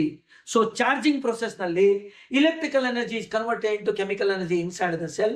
ಆ ಸೆಲ್ ನಿಂದ ನಾವು ಪವರ್ ಹೊರಗಡೆ ತಗೊಳ್ಳುವಾಗ ಅವಾಗ ಡಿಸ್ಚಾರ್ಜ್ ಆಫ್ ದ ಬ್ಯಾಟರಿ ಅಂತ ಹೇಳ್ತೇವೆ ನಾವು, ಡಿಸ್ಚಾರ್ಜ್ ಆಫ್ ದ ಸೆಲ್ ಅಂತೇವೆ. ಅದರಿಂದ ಬರುವಂತ ಪವರ್ ಹೊರಗೆ chemical energy is converted to electrical energy. ಹಾಗಾದ್ರೆ ಇಲೆಕ್ಟ್ರೋ ಕೆಮಿಕಲ್ ಡಿವೈಸ್. ಸರಿನಾ? So that's the answer. Let's go for the next. The most commonly used battery in the electric vehicle. Vehicle ಅಂತ ಕೊಟ್ರೆ lead acid battery. Electrical vehicle ಅಂತ ಕೊಟ್ಟಿದ್ದಾರೆ. ಬರೀ vehicle ಅಂದ್ರೆ ನಾವು ಇಷ್ಟಿಷ್ಟು ದೊಡ್ಡ ಬ್ಯಾಟ್ರಿ ನಮ್ಮ ಮನೆಯಲ್ಲಿ ಇನ್ವರ್ಟರ್ಗೆ ಯೂಸ್ ಮಾಡೋದಿಲ್ವಾ, 12 ವೋಲ್ಟ್ ಬ್ಯಾಟ್ರಿ, ಬ್ಲ್ಯಾಕ್ ಸೈಡ್ ದೊಡ್ಡದೊಂದು ಬಾಕ್ಸು, ರೈಟ್. ಸೊ ಅದು ನಮ್ಮ ಲೆಡ್ ಆಸಿಡ್ ಬ್ಯಾಟ್ರಿ ಅಂತೇಳಿ. ಇವಾಗ ಯೂಸಲಿ ವೆಹಿಕಲ್ಸ್ ನಲ್ಲಿ ಅದನ್ನು ಯೂಸ್ ಮಾಡ್ತಾ ಇರ್ತಾರೆ. ಕಾರ್ ಇರ್ಬೋದು, ಅಥವಾ ನಿಮ್ಮ 3 ವೀಲರ್ ಇರ್ಬೋದು, ಅಥವಾ ಟ್ರಕ್ ಇರ್ಬೋದು, ಮಲ್ಟಿ ವೀಲರ್ ಬಸ್ ಎಲ್ಲ ಇರ್ಬೋದು, ಅಲ್ಲಿ ಲೆಡ್ ಆಸಿಡ್ ಬ್ಯಾಟ್ರಿ. ಆದರೆ ಇಲೆಕ್ಟ್ರಿಕ್ ವೆಹಿಕಲ್ ನಮ್ಮ ಲೆಡ್ ಆಸಿಡ್ ಬ್ಯಾಟ್ರಿ ಎಷ್ಟು ದೊಡ್ಡದಿದೆ, it's bulky and heavy. Electrical vehicle, ಇವಾಗ ಇಲೆಕ್ಟ್ರಿಕಲ್ ಬೈಕ್ ಬಂದಿದೆ ನಿಮಗೆ ನೋಡಿ, ಉಳಿದ್ರೆ ನಮಗೆ ಆಲ್ರೆಡಿ ರೋಡ್ ನಲ್ಲಿ ಇರುವಂತ ಬೈಕ್ಗಳಿಗೆ ಕಂಪೇರ್ ಮಾಡಿ ಸೌಂಡ್ ಇಲ್ಲ, ಸೈಜು ಅಷ್ಟೇ, ಒಳ್ಳೆ ಒಂದು ಸ್ಕೆಲ್ಟನ್ ಕಾಣುತ್ತೆ, ಕರೆಕ್ಟ್ ಅಲ್ವಾ. ಸೊ ಅಷ್ಟು ಸಪೂರ, ಅಷ್ಟು ಲೈಟ್ ಇರುತ್ತದೆ. ಅಂತ ಒಂದು ಇಲೆಕ್ಟ್ರಿಕಲ್ ಬೈಕ್ ಅಲ್ಲಿ ನೀವು LCD ಬ್ಯಾಟ್ರಿ ಹಾಕಿದ್ರೆ ಏನಾಗ್ಬೋದು, ತಲೆಗಿಂತ ಮುಂಡಾಸ್ಬಾರ ಅಂತಲ್ವಾ, ಆ ರೀತಿ ಆಗ್ಬೋದು, ಕರೆಕ್ಟ್ ಅಲ್ವಾ. ವೆಹಿಕಲ್ ಇಷ್ಟು ಸಣ್ಣದು, ಬ್ಯಾಟ್ರಿ ಇಷ್ಟು ದೊಡ್ಡದು. ಹಾಗಾದ್ರೆ ಅಲ್ಲಿ ನಾವು ಕಾಂಪ್ಯಾಕ್ಟ್ ಬ್ಯಾಟ್ರಿಗಳನ್ನ ಯೂಸ್ ಮಾಡಬೇಕು. We have to use the compact battery. ಚಿಕ್ಕ ಬ್ಯಾಟ್ರಿ ಯೂಸ್ ಮಾಡಬೇಕು. ಬ್ಯಾಟ್ರಿ ಚಿಕ್ಕದು ಅಂದ್ರೆ efficiency should be very high, ನೆನಪಿರ್ಲಿ, ಕರೆಕ್ಟಾ. ಅಂದರೆ ಆ ಚಿಕ್ಕ ಬ್ಯಾಟ್ರಿಯಲ್ಲಿ ಎನರ್ಜಿ ಸ್ಟೋರಿಂಗ್ ಡೆನ್ಸಿಟಿ ಇದೆ ಅಲ್ವಾ, ಎನರ್ಜಿ ಸ್ಟೋರಿಂಗ್ ಕೆಪಾಸಿಟಿ ಅದು ಜಾಸ್ತಿ ಇರಬೇಕು, ಲಾಂಗ್ ಲೈಫ್ ಬರಬೇಕು, ಅರ್ಥ ಆಯ್ತಾ. ಜಾಸ್ತಿ ದಿವಸದವರೆಗೆ ಚಾರ್ಜ್ ಬರಬೇಕು, ಜಾಸ್ತಿ ಟೈಮ್ನವ್ರಿಗೆ ಚಾರ್ಜ್ ಬರಬೇಕು, ರೈಟ್. ಅದೇ ಲೆಡ್ ಆಸಿಡ್ ಬ್ಯಾಟ್ರಿ ತಗೊಳ್ಳಿ, ಕರೆಂಟ್ ಹೋಯ್ತು ಅಂದ್ಬಿಟ್ರೆ ಒಂದು 3 ಅವರ್ಸ್ ಬರುತ್ತೆ, 4 ಅವರ್ಸ್ ಬ್ಯಾಕಪ್ ಬರುತ್ತೆ, 6 ಅವರ್ಸ್ ಬ್ಯಾಕಪ್ ಹೀಗಿರುತ್ತೆ. ಬಟ್ ಇಲ್ಲಿ ನಾವು ಇಲೆಕ್ಟ್ರಿಕ್ ಬ್ಯಾಟ್ರಿಯಲ್ಲಿ ಒಂದು ಸಲ ಚಾರ್ಜ್ ಮಾಡಿ ಬ್ಯಾಟ್ರಿ ಫಿಟ್ ಮಾಡಿ ಎಷ್ಟು ಕಿಲೋಮೀಟರ್ ಓಡುತ್ತೆ ನೋಡಿ, ಕರೆಕ್ಟ್ ಹೋದಲ್ವೋ. ಸೊ ಸೈಜ್ ಚಿಕ್ಕದು, ಆದ್ರೆ energy storing density it is very high. ಆ ತರ ಬ್ಯಾಟ್ರಿ ಯಾವುದು ಅಂತ ನೋಡೋಣಂತೆ. Lithium ion battery is the answer. ನಾವು 4 ಟೈಪ್ ಆಫ್ ಬ್ಯಾಟ್ರಿ ನೋಡಿದ್ದೇವೆ. ಲೆಡ್ ಆಸಿಡ್ ಬ್ಯಾಟ್ರಿ ಕಾಮನ್ ಆಗಿ ಯೂಸ್ ಮಾಡೋದು, ಅದನ್ನೇ ಸ್ವಲ್ಪ ಮಾಡಿಫೈ ಮಾಡಿದವಾಗ ಸೀಲ್ಡ್ ಮೇಂಟೆನೆನ್ಸ್ ಫ್ರೀ ಬ್ಯಾಟ್ರಿ ಅಂತ ಬರುತ್ತೆ. ಅದೇ ಲೆಡ್ ಆಸಿಡ್ ಬ್ಯಾಟ್ರಿನೇ ಕಂಪ್ಲೀಟ್ ಸೀಲ್ ಆಗಿರುತ್ತೆ, ಮೇಂಟೆನೆನ್ಸ್ ಫ್ರೀ. ನಾವು ಟಾಪ್ ಅಪ್ ಮಾಡುವಂಗಿಲ್ಲ, ಚಾರ್ಜ್ ಮಾಡುವಂಗಿಲ್ಲ, ಏನು ಮಾಡ್ಲಿಕ್ಕೆ ಬರೋದಿಲ್ಲ. ಅಲ್ಲಿ ಏನಾದ್ರು ಹಾಳಾಯ್ತು ಅಂದ್ರೆ ರಿಪೇರಿ ಮಾಡ್ಲಿಕ್ಕೆ ಬರೋದಿಲ್ಲ, use and throw, correct. That is maintenance free, sealed maintenance free ಅಂತ ಇದೆ. ಮೇಂಟೆನೆನ್ಸ್ ಫ್ರೀ ಇರುವಂತ battery. Next lead acid battery ಅಂತ ಯೂಸ್ ಮಾಡ್ತೇವೆ. ಬೇರೆ ಬೇರೆ ಬ್ಯಾಟ್ರಿ ಇದೆ. ನಾವು ಮೇನ್ ತಗೊಂಡಿರೋದು lead acid battery, sealed maintenance free battery, lithium ion battery, 4ನೇದು ಮಾಡ್ಯುಲರ್ ಬ್ಯಾಟ್ರಿ ಅಂತ ತಗೊಂತೀವಿ. ಸೊ ಇಲ್ಲಿದೆ ನೋಡಿ ನಮ್ಮ ಆನ್ಸರ್, ಲಿಥಿಯಂ ಅಯನ್ ಬ್ಯಾಟ್ರಿ. ಇದನ್ನ ನಾವು ಇಲೆಕ್ಟ್ರಿಕಲ್ ವೆಹಿಕಲ್ ಯೂಸ್ ಮಾಡ್ತೇವೆ. ಇದೇ ಬ್ಯಾಟ್ರಿ ನಮ್ಮ ಲ್ಯಾಪ್ಟಾಪ್ ನಲ್ಲಿ ಬರುತ್ತೆ, ಕಂಪ್ಯೂಟರ್ ಬರುತ್ತೆ, ಎಲ್ಲಾ ಕಡೆ ಬರುವಂತದ್ದು ಅದೇ lithium ion battery. Long life, compact size and more efficient ಆಗಿ ವರ್ಕ್ ಆಗುತ್ತೆ, ಕರೆಕ್ಟ್. ಅದೆಲ್ಲಕ್ಕಿಂತ over and above all these, the power storing density is very high. Small space ನಲ್ಲಿ large amount of energy stored there, ಕರೆಕ್ಟಾ. Fine then let's go for the next one. Digital signals are characterized by, signals ನಲ್ಲಿ 2 type signal ನಾವು ನೋಡ್ತೇವೆ. ಒಂದು digital signal, ಇನ್ನೊಂದು analog signal. Analog signal ಮತ್ತು digital signal ಗೆ ವ್ಯತ್ಯಾಸ ಏನಪ್ಪಾ ಅಂದ್ರೆ, analog signal it's a continuous signal. Suppose ನಮ್ಮ ಸುತ್ತಮುತ್ತ ಅಟ್ಮಾಸ್ಫಿಯರಿಕ್ ಟೆಂಪರೇಚರ್ ಚೇಂಜ್ ಆಗ್ತಾ ಇದೆ, ಕಂಟಿನ್ಯೂಸ್ ಆಗಿ ಚೇಂಜ್ ಆಗುತ್ತೆ. ಬೆಳಗ್ಗೆ 7 ಗಂಟೆಯಿಂದ ಹಿಡಿದು ಸಾಯಂಕಾಲ 6 ಗಂಟೆವರೆಗೆ ನೋಡಿ ಕಂಟಿನ್ಯೂಸ್ ಚೇಂಜ್ ಆಗುತ್ತೆ. ನೈಟು ಕಂಟಿನ್ಯೂಸ್ ಚೇಂಜ್ ಆಗುತ್ತೆ. ಸೊ ಆ ವೇರಿಯೇಷನ್ ಬರೋದು ಕಂಟಿನ್ಯೂಸ್ ಸಿಗ್ನಲ್ ನಮಗೆ, that is analog signal. Digital signal discrete signal. So ನಿಮ್ಮ ಡಿಜಿಟಲ್ ಸಿಗ್ನಲ್ ಹೇಗೆ ಬರುತ್ತೆ ಅಂದ್ರೆ ನೋಡಿ ಈ ತರ ಬರುತ್ತೆ. It is a discrete signal. ಹಾಗಾದ್ರೆ ನಮ್ಮ ಆಪ್ಷನ್ಸ್ ಅನ್ನ ನೋಡೋಣ. Let's go for the options now. Digital signal ನ ಕೇಳಿದಲ್ಲಿ a continuous voltage levels, infinite resolution, discrete voltage levels, variable voltage level. Discrete voltage levels ನೋಡಿ, ವೋಲ್ಟೇಜ್ ಲೆವೆಲ್ ಇದು 0, sudden ಆಗಿ high voltage ಆಯ್ತು, ಮತ್ತೆ 0, ಮತ್ತೆ ಹೈ ವೋಲ್ಟೇಜ್, ಮತ್ತೆ 0. ಸೊ ಡಿಸ್ಕ್ರೀಟ್ ವೋಲ್ಟೇಜ್ ಲೆವೆಲ್ಸ್ ಇದು. ಡಿಸ್ಕ್ರೀಟ್ ವರ್ಡ್ ಬಂತು ಅಂದ್ರೆ that is digital signal. Continuous word ಬಂತು ಅಂದ್ರೆ that is analog signal, right. Fine then. So C is the answer for this. Let's go for the next one.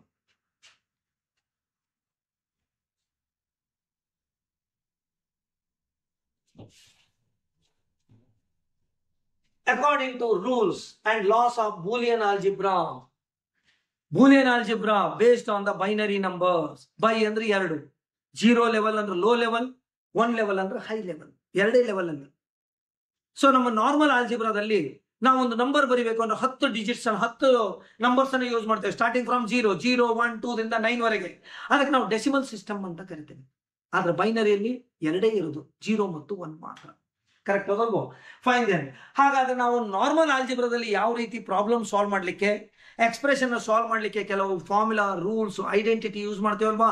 Say for example a + b² a square plus b square plus 2ab, a plus b into a minus b, a square minus b square. ಈ ತರ ಕೆಲವು rules ಅನ್ನ standard result use ಮಾಡ್ತಾ ಇಲ್ವೋ? ಹಾಗೆ Boolean ಆಲ್ಜಿಬ್ರಾದಲ್ಲೂ ಕೂಡ 0 ಮತ್ತು 1 level, low ಮತ್ತು ಹೈ ಲೆವೆಲ್ಗೆ ಸಂಬಂಧಪಟ್ಟಿರುವ ಹಾಗೆ ಕೆಲವು ರೂಲ್ಸ್ ಲಾ ಅನ್ನು ಯೂಸ್ ಮಾಡ್ತೇವೆ. ಅದನ್ನು ನಾವು ಬೂಲಿಯನ್ ಐಡೆಂಟಿಟಿ ಅಥವಾ ಬೂಲಿಯನ್ ರೂಲ್ಸ್ ಅಥವಾ ಬೂಲಿಯನ್ ಸ್ಟ್ಯಾಂಡರ್ಡ್ ರಿಸಲ್ಟ್ಸ್ ಆ ತರ ನಾವು ಹೇಳ್ತೇವೆ. ಹಾಗಾದ್ರೆ according to rules and laws of Boolean algebra, a plus a equal to dash. a ಅಂದ್ರೆ ಒಂದು ವೇರಿಯಬಲ್, a ಅಂತ ಹೇಳಿದ್ರೆ ಒಂದು ವೇರಿಯಬಲ್ ಇದೆ ಪ್ಲಸ್ ಇನ್ನೊಂದು ವೇರಿಯಬಲ್. ಸೊ ನಮ್ಮನ್ನು ಮಾಮೂಲಾಗಿ ನಮ್ಮ ಆಲ್ಜಿಬ್ರಾಕ್ ಹೋದ್ರೆ a plus a equal to 2a ಅಂತ ಬರೀತೇವೆ, ಅಥವಾ a into a ಬಂದ್ರೆ a ಸ್ಕ್ವೇರ್ ಅಂತ ಬರೀತೇವೆ. ಆದ್ರೆ ಬೂಲಿಯನ್ ಆಲ್ಜಿಬ್ರಾದಲ್ಲಿ ಪ್ಲಸ್ ಬಂತು ಅಂದ್ರೆ that is or operation, dot ಬಂತು ಅಂತ ಹೇಳಿದ್ರೆ ಆಂಡ್ ಆಪರೇಷನ್. ಕರೆಕ್ಟಾ? ಸೊ a plus a 2a ಅಂತ ಯಾವ ಲೆವೆಲ್ ಬರೋದಿಲ್ಲ ಬೂಲಿಯನ್ ಆಲ್ಜಿಬ್ರಾದಲ್ಲಿ. ಸೊ ಬೈನರಿ ಸಿಸ್ಟಮ್ ಅಲ್ಲಿ ಬರೋದು. ಹಾಗಾದ್ರೆ a plus a ಬಂದ್ರು ಏನೇ ಬರಿಬೇಕು, a into a ಬರೆದ್ರು a ಸ್ಕ್ವೇರ್ ಅಲ್ಲ a ಅಂತ ಬರಿಬೇಕು. ಸೊ ಇದು ನಮ್ಗೆ ಏನು ಅಂತ ಹೇಳಿದ್ರೆ ಬೂಲಿಯನ್ ಆಲ್ಜಿಬ್ರಾದ ಕೆಲವು ರೂಲ್ಸ್ ಅಂಡ್ ರೆಗ್ಯುಲೇಷನ್ಸ್ ಪ್ರಕಾರ. So a plus a that's equal to a itself, different from the normal algebra. Normal algebra 2a ಅಂತ ಬರ್ಬಿಡ್ತೇವೆ ನಾವು. ಕರೆಕ್ಟಾ? ಅದೇ ನಮ್ಗೆ ಡಾಟ್ ಪ್ರಾಡಕ್ಟ್ ಬಂತು ಅಂತ ಹೇಳ್ಬಿಟ್ರೆ, ಅಂದ್ರೆ ಆಂಡ್ ಆಪರೇಷನ್ ಬಂದ್ರೆ a into a ಸ್ಕ್ವೇರ್ ಅಂತ ನಮ್ಮ ಮಾಮೂಲಿ ಇದ್ರಲ್ಲಿ ಬರಿತೀವಿ, ಇಲ್ಲಿ ಬರೋದಿಲ್ಲ ಹಾಗೆ. ಕರೆಕ್ಟ್ ಹೋದಲ್ವೋ? So that is quite different. So Boolean algebra ಪ್ರಕಾರ a plus a equal to a itself, right?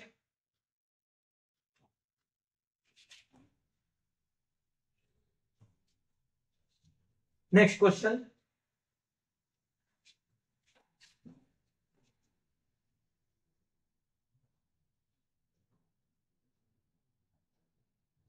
Look at this. The photodiode is used in which of the following applications? First ನಮಗೆ photo diode ಅಂದ್ರೆ ಏನಂತ ಗೊತ್ತಿರ್ಬೇಕು, ಆಮೇಲೆ application ಹೋಗೋಣಂತೆ. ಅದಕ್ಕೂ ಮೊದಲು diode ಅಂದ್ರೆ ಏನು ಅಂತ ಗೊತ್ತಿರಬೇಕು. ಇದು ನಾವು ಲಾಸ್ಟ್ ಚಾಪ್ಟರ್ ಅಲ್ಲಿ ಇಲೆಕ್ಟ್ರಾನಿಕ್ಸ್ ನಲ್ಲಿ ಕಲ್ತಿದ್ದೇವೆ ನಾವು, ಸೆಮಿ ಕಂಡಕ್ಟರ್ ನಲ್ಲಿ. ಕರೆಕ್ಟ್ ಅಲ್ವಾ? ಸೆಮಿ ಕಂಡಕ್ಟರ್ ನಮಗೆ 2 ಟೈಪ್ ಸೆಮಿ ಕಂಡಕ್ಟರ್ ಬರುತ್ತೆ, ಒಂದು ಪಿ ಟೈಪ್ ಇನ್ನೊಂದು ಎನ್ ಟೈಪ್. ಅದು ಎರಡನ್ನು ನಾವು ಜಾಯಿನ್ ಮಾಡಿದ್ದೇವೆ ಅಂತ ತಿಳಿಯೋಣ. ಎರಡನ್ನು ಜಾಯಿನ್ ಮಾಡಿದವಾಗ ನಿಮಗೆ ಬರುವಂತಹದ್ದು ಪಿ ಎನ್ ಜಂಕ್ಷನ್. ಆ ಪಿ ಎನ್ ಜಂಕ್ಷನ್ಗೆ ನಾವು ಡಯೋಡ್ ಅಂತ ಕರಿತೀವಿ. ಡೈ ಅಂದ್ರೆ 2. ಸಪೋಸ್ 3 ಮಟೀರಿಯಲ್ P2 ಮಧ್ಯದಲ್ಲಿ ಎನ್ ಹಾಕಿದ್ರೆ ಪಿ ಎನ್ ಪಿ, ಅದಕ್ಕೆ ನಾವು ಟ್ರಾನ್ಸಿಸ್ಟರ್ ಅಂತ ಕರಿತೇವೆ. ಸೊ ಇಲ್ಲಿ 2 ಇರೋದಕ್ಕೆ ಡಯೋಡ್. ಡಯೋಡ್ ನಲ್ಲಿ ಬೇರೆ ಬೇರೆ ಟೈಪ್ ಡಯೋಡ್ ಇದೆ, ಬೇರೆ ಬೇರೆ ಪರ್ಪಸ್ಗೆ ನಾವು ಡಯೋಡ್ ಅನ್ನು ಯೂಸ್ ಮಾಡ್ತೇವೆ. Main as A switch, as A rectifier. ಕರೆಕ್ಟಾ? ಡಯೋಡ್ ಟೈಪ್ಸ್ ನಲ್ಲಿ ರೆಕ್ಟಿಫೈಯರ್ ಡಯೋಡ್ ಬರ್ಬೋದು, ಶಾರ್ಟ್ ಕೀ ಡಯೋಡ್ ಬರ್ಬೋದು, ಫೋಟೋ ಡಯೋಡ್ ಬರ್ಬೋದು, ಬೇರೆ ಬೇರೆ ಟೈಪ್ ಡಯೋಡ್ ಬರುತ್ತೆ. ಅದರಲ್ಲಿ ಇಲ್ಲಿ ನಾವು ತಗೊಂತಾ ಇರೋದು ಫೋಟೋ ಡಯೋಡ್. ಫೋಟೋ ಅಂದ್ರೆ ಲೈಟ್, ಫೋಟಾನ್ಸ್. ಲೈಟ್ ರೇಜಲ್ಲಿ ಪ್ರೆಸೆಂಟ್ ಇರುವಂತದ್ದು energy packets, they are called as photons. ಹಾಗಾದ್ರೆ ಫೋಟೋ ಡಯೋಡ್ ಅಂದ್ರೆ ಲೈಟ್ ಎನರ್ಜಿಯನ್ನ ಇಲೆಕ್ಟ್ರಿಕ್ ಎನರ್ಜಿಯಾಗಿ ಕನ್ವರ್ಟ್ ಮಾಡೋದು, ಲೈಟ್ ಎನರ್ಜಿಯನ್ನ ಹೀಟ್ ಎನರ್ಜಿಯಾಗಿ ಕನ್ವರ್ಟ್ ಮಾಡಬಹುದು. ಸೋಲಾರ್ ವಾಟರ್ ಹೀಟರ್ ಲೈಟ್ ಎನರ್ಜಿಯನ್ನ ಹೀಟ್ ಆಗಿ ಕನ್ವರ್ಟ್ ಮಾಡಿ ನೀರು ಬಿಸಿ ಆಗುತ್ತೆ. ಸೋಲಾರ್ ಲ್ಯಾಂಪ್ ಲೈಟ್ ಎನರ್ಜಿಯನ್ನ, so it is converted to electrical energy. ಆ ಇಲೆಕ್ಟ್ರಿಕ್ ಎನರ್ಜಿ ನಾವು ಬೇರೆ ಪರ್ಪಸ್ಗೆ ಯೂಸ್ ಮಾಡಬಹುದು. ಹಾಗಾದ್ರೆ ಫೋಟೋ ಟ್ಯೂಬ್ ಅಥವಾ ಫೋಟೋ ಡಯೋಡ್ ಅಂತ ಹೇಳಿದ್ರೆ it converts the light energy into electrical energy. So ಅದನ್ನು ನಾವು ಈ ಕೆಳಗಿನ ಯಾವ ಅಪ್ಲಿಕೇಶನ್ ಯೂಸ್ ಮಾಡ್ತೇವೆ? Voltage regulation, temperature measurement, light detection, radio frequency amplification ಬಂತು ನೋಡಿ. ನಮಗೆ ಫೋಟೋ ಡಯೋಡ್ ಐಡಿಯಾ ಇತ್ತು ಅಂದ್ರೆ ಲೈಟ್ ಡಿಟೆಕ್ಟ್ ಮಾಡ್ಲಿಕ್ಕೆ. ಸಪೋಸ್ ಒಂದು ಕತ್ಲೆ ಕೋಣ ಇದೆ, ಒಂದು ಫೋಟೋ ಡಯೋಡ್ ಇಡ್ತೇವೆ. ಸೊ ಅದರ ಔಟ್ಪುಟ್ ಕರೆಂಟ್ ಬರಬೇಕು. ಕತ್ಲೆ ಕೋಣಲ್ಲಿ ಎಲ್ಲಿಂದ ಬರುತ್ತೆ? ಲೈಟ್ ಇಲ್ಲ. ಒಂದು ಟಾರ್ಚ್ ಅದ್ರ ಮೇಲೆ ಬಿಡಿ, ಲೈಟ್ ಬಿತ್ತು, ಕರೆಂಟ್ ಸ್ಟಾರ್ಟ್ ಆಯ್ತು. ಹಾಗಾದ್ರೆ ಲೈಟ್ ಇದೆ ಅಂತ ಡಿಟೆಕ್ಟ್ ಮಾಡುತ್ತೆ. So it detects the light. So this is the answer. Photo diode is a light detector. Fine that. Next question. 19th one. If a resistor is having a color band as first band brown, second band black and third band red, then the resistance value. So ನಮ್ಮ resistance ನಲ್ಲಿ ಅದರ value ಐಡೆಂಟಿಟಿಗೆ ನಾವು colour band ಅಂತ ತಗೊಂತೇವೆ. ಇಲ್ಲಿ 3 colour band, so ಇಲ್ಲೊಂದು band ಇರುತ್ತೆ. ಇದಕ್ಕೆ ನಾವು ಟಾಲರೆನ್ಸ್ ಬ್ಯಾಂಡ್ ಅಂತ ಕರಿತೇವೆ. ಇದು ಟಾಲರೆನ್ಸ್, ಇದು ರೈಟ್. ಇದು variation in the value of the resistance ಅದನ್ನು ತೋರಿಸುವಂತದ್ದು. ಈ 3 ಇದೆ ಅಲ್ವಾ, ಈ 3 ಕಲರ್ ನಮಗೆ ರೆಸಿಸ್ಟೆನ್ಸ್ ವ್ಯಾಲ್ಯೂ ಅನ್ನು ಕಂಡುಹಿಡಿಯಲಿಕ್ಕೆ ಹೆಲ್ಪ್ ಮಾಡುತ್ತೆ. ಹಾಗಾದ್ರೆ first band the colour number ಅನ್ನು ತೋರಿಸುತ್ತೆ, ಸೆಕೆಂಡ್ ಬ್ಯಾಂಡ್ ದ ಕಲರ್ 2ನೇ ನಂಬರ್ ಅನ್ನು ತೋರಿಸುತ್ತೆ, third band the colour number of zeros ಅನ್ನ ಹೇಳುತ್ತೆ. ನಂಬರ್ ಆಫ್ ಜೀರೋಸ್ ಅಥವಾ ಇಟ್ ದ ಮಲ್ಟಿಪ್ಲೈಯರ್ ಅಂತ ನಾವು ಕರಿತೇವೆ. ಇವಾಗ ಫಸ್ಟ್ ಬ್ಯಾಂಡ್ ಏನಿದೆ? ಬ್ರೌನ್ ಇದೆ. So black, brown, red, yellow, orange ಆ ತರ ಹೋಗುತ್ತೆ ನಮಗೆ. ಸೊ ಎಲ್ಲಾ ಕಲರ್ ಬ್ಯಾಂಡ್ಗೆ ಒಂದೊಂದು ವ್ಯಾಲ್ಯೂ ನಾವು ಕೊಟ್ಟಿದ್ದೇವೆ. ಸೊ ಬ್ರೌನ್ ಸ್ಟ್ಯಾಂಡ್ಸ್ ಫಾರ್ 1, ಹಾಗಾದ್ರೆ ನಮ್ದು ಫಸ್ಟ್ ವ್ಯಾಲ್ಯೂ ಫಸ್ಟ್ ಡಿಜಿಟ್ 1 ಆಯ್ತು. Next second band is black, black ಅಂದ್ರೆ 0, ಸೊ ಈ ಸೆಕೆಂಡ್ ಬ್ಯಾಂಡ್ ಅದ ವ್ಯಾಲ್ಯೂ 0 ಬಂತು. Next third band is red, red ಅಂತ ಹೇಳಿದ್ರೆ 2, ರೆಡ್ ಅದ ವ್ಯಾಲ್ಯೂ 2, ಬಟ್ ಅದೇನ್ ತೋರಿಸುತ್ತೆ, ನಂಬರ್ 2 ಅಲ್ಲ, ನಂಬರ್ ಆಫ್ ಜೀರೋಸ್, ಅಂದ್ರೆ 2 ಜೀರೋಸ್ ಅನ್ನ ತೋರಿಸುತ್ತೆ. Brown, black and red, number of zeros. ಇದು 2 ಜೀರೋ ಅಂತಾನು ಹೇಳ್ಬೋದು, ಅಥವಾ it is multiplied by 10 to the power of 2 ಅಂತ ಹೇಳ್ಬೋದು. 2 ಬಂತು ಅಂದ್ರೆ 10 to the power of 2, ಇದು ನಮ್ಮ ಮಲ್ಟಿಪ್ಲೈಯರ್ ಅಂತಾನು ನಾವು ಹೇಳ್ತೇವೆ, ಥರ್ಡ್ ವಿಧಾನ. ಕರೆಕ್ಟಾ? Fine then. ಈಗ ನಮ್ಗೆ ಕೊಟ್ಟಿರೋದು ಪ್ರಕಾರ 1000 ಅಂದರೆ 1000 ಓಮ್ಸ್, ರೈಟ್? ಸೊ ನಮ್ಮ ಆಪ್ಷನ್ಸ್ ಅಲ್ಲಿ ನೋಡೋಣ. The value of the resistor is 1000 ohms. ಕೆಲವು ಓಮ್ಸ್ ಕೊಡದಲ್ಲಿ ಕಿಲೋ ಓಮ್ಸ್ ನಲ್ಲೂ ಕನ್ವರ್ಟ್ ಮಾಡಿರ್ಬೋದು. ನೋಡಿ, yes, everything is converted in kilo ohms except this. ನಮ್ಮ ಆನ್ಸರ್ 1000 ಓಮ್ಸ್. 1000 ಓಮ್ಸ್ ಅಂತ ಹೇಳಿದ್ರೆ ಇದನ್ನ ಕಿಲೋ ಓಮಿಗೆ ಕನ್ವರ್ಟ್ ಮಾಡಬೇಕು ಅಂತ ಹೇಳಿದ್ರೆ 3 ಜೀರೋನ ಕಟ್ ಮಾಡಿ ಡೆಸಿಮಲ್ ಇಲ್ಲಿ ಬಂತು 1.0 ಅಂದ್ರೆ 1 ಕಿಲೋ ಓಮ್. ಕಿಲೋ ಅಂದ್ರೆ 10 to the power of 3, right? ಅಂದರೆ 1000. ಸೊ 1000 ಓಮ್ ಅಂದ್ರು ಒಂದೇ, 1 ಕಿಲೋ ಓಮ್ ಅಂದ್ರು ಒಂದೇ. So this is the answer. Fine then, let's go for the next question. 2023 FEEE questions. Last idu. The binary equivalent of the decimal number 9 is dash. Idu binary ಮತ್ತು decimal system ಇದರ relation ಮೇಲೆ ಹೋಗುತ್ತೆ. ಬೈನರಿಯಿಂದ decimal convert ಮಾಡಬಹುದು, decimal ನಿಂದ ನೀವು binary convert ಮಾಡಬಹುದು. ನಮಗೆ ಇವಾಗ ಡೆಸಿಮಲ್ ನಂಬರ್ 9 ಕೊಟ್ಟಿದ್ದಾರೆ, ಇದರ ಬೈನರಿ ಫಾರ್ಮ್ ಬೇಕು ಇವಾಗ. ಸೊ ಡೆಸಿಮಲ್ ಅನ್ನ ಬೈನರಿ ಫಾರ್ಮ್ ಕನ್ವರ್ಟ್ ಮಾಡಬೇಕು ಅಂದ್ರೆ just go on dividing by 2. 2 ಯಾಕೆ? ಅಲ್ಲಿರುವುದು ಎರಡೇ ಬೈನರಿ ಅಂದ್ರೆ ಎರಡೇ ಅಲ್ಲಿರುವಂತದ್ದು ಲೆವೆಲ್, 0 ಮತ್ತು 1 ಲೆವೆಲ್, ಲೋ ಮತ್ತು ಹೈ ಲೆವೆಲ್ ಅಂತ ಹೇಳಿ. ಕರೆಕ್ಟ್? ಇದು ಬೇಸ್ 10 ಸಿಸ್ಟಮ್. ಇದನ್ನ ನಾವು ಬೇಸ್ 10 ಅಂತ ಬರುತ್ತೆ, ನಂಬರ್ ಬರೆದು ಬೇಸ್ 10. ಅದೇ ಬೈನರಿಯನ್ನ ಅದನ್ನು ಬರೆದು ಇಲ್ಲಿ 2 ಅಂತ ಬರುತ್ತೆ, ಇದು ಬೇಸ್ 2 ಸಿಸ್ಟಮ್ ಅಂತ ಕರಿತೇವೆ. ಕನ್ವರ್ಟ್ ಮಾಡುವಂತ ವಿಧಾನ ನೋಡಿ. This the decimal number, we have to convert that into binary. 2 ದಿಂದ ಡಿವೈಡ್ ಮಾಡಿ, 2 4s 8, 8 ಅಂದ್ರೆ 1 ರಿಮೈಂಡರ್ ಬಂತು, ರಿಮೈಂಡರ್ ನ ಇಲ್ಲಿ ಬರಿಬೇಕು ಮುಂದೆ. 9 ಡಿವೈಡ್ ಬೈ 2, 2 4s 8, ಅವಾಗ 1 ರಿಮೈಂಡರ್. ನೆಕ್ಸ್ಟ್ ಮತ್ತೆ 2 ದಿಂದ ಡಿವೈಡ್ ಮಾಡಿ, 2 2s 4, 4 ಬಂತು ಅಂತ ಹೇಳಿದ್ರೆ ರಿಮೈಂಡರ್ is 0, ಮತ್ತೆ 2 ಉಳಿತು, ಮತ್ತೆ 2 ದಿಂದ ಡಿವೈಡ್ ಮಾಡಿ, 2 1s 2, ರಿಮೈಂಡರ್ is 0 ಬಂತು. ಇದಕ್ಕಿಂತ 2 ಗಿಂತ ಕಡಿಮೆ ನಂಬರ್ ಬಂದ್ರೆ ಸ್ಟಾಪ್ ಮಾಡಿ, ಡಿವೈಡ್ ಮಾಡ್ಲಿಕ್ಕೆ ಆಗೋದಿಲ್ಲ. 1 0 0 1 1 0, ಸಾರಿ ಇಲ್ಲಿ ಬರೀತೇನೆ, 1 0 0 1. So this is called as binary number. ಇದು ನಮ್ಗೆ ಕೊಟ್ಟಿರೋದು ಡೆಸಿಮಲ್ ನಂಬರ್. 2 ದಿಂದ ಡಿವೈಡ್ ಮಾಡ್ತೇ ಬನ್ನಿ, ಆವಾಗ ನಮ್ಗೆ ಲಾಸ್ಟ್ ಏನು ಉಳಿಯುತ್ತಲ್ವಾ, so that is the binary. ಹಾಗಾದ್ರೆ ಇಲ್ಲಿ 1001 A is the correct answer. ಇಲ್ಲಿ ನಮ್ಮ ಆನ್ಸರ್ ಅರ್ಥ ಆಯ್ತು ಹೇಗೆ ಅಂತ. So this is about that 20 questions on FEEE.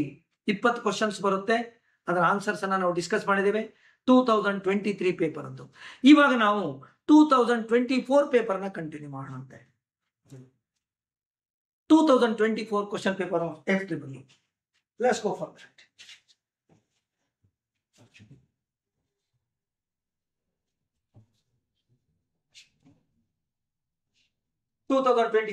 First question, that is 21 in this series actually we have taken. CPR stands for, options are ನೋಡಿ. CPR, cardiopulmonary resuscitation. Confuse ಆಗಲಿಕ್ಕೆ cardio ಕೊಟ್ಟಿದ್ದಾರೆ, permanent ಕೊಟ್ಟಿದ್ದಾರೆ, cardio ಕೊಟ್ಟಿದ್ದಾರೆ, pulmonary ಕೊಟ್ಟಿದ್ದಾರೆ, next respiration ಅಂತ ಕೊಡ್ತಾರೆ. ಯಾಕಂದ್ರೆ ನಾವು ರೆಸ್ಪಿರೇಷನ್ ಸ್ವಲ್ಪ ಆ ಕಡೆ ಡಿವೇಟ್ ಆಗ್ತಾ ಇರ್ತೇವೆ, ರೆಸ್ಪಿರೇಷನ್ ಉಸಿರಾಡಬೇಕು ಅಂತೇಳಿ. ಕರೆಕ್ಟ್ ಅಲ್ವಾ?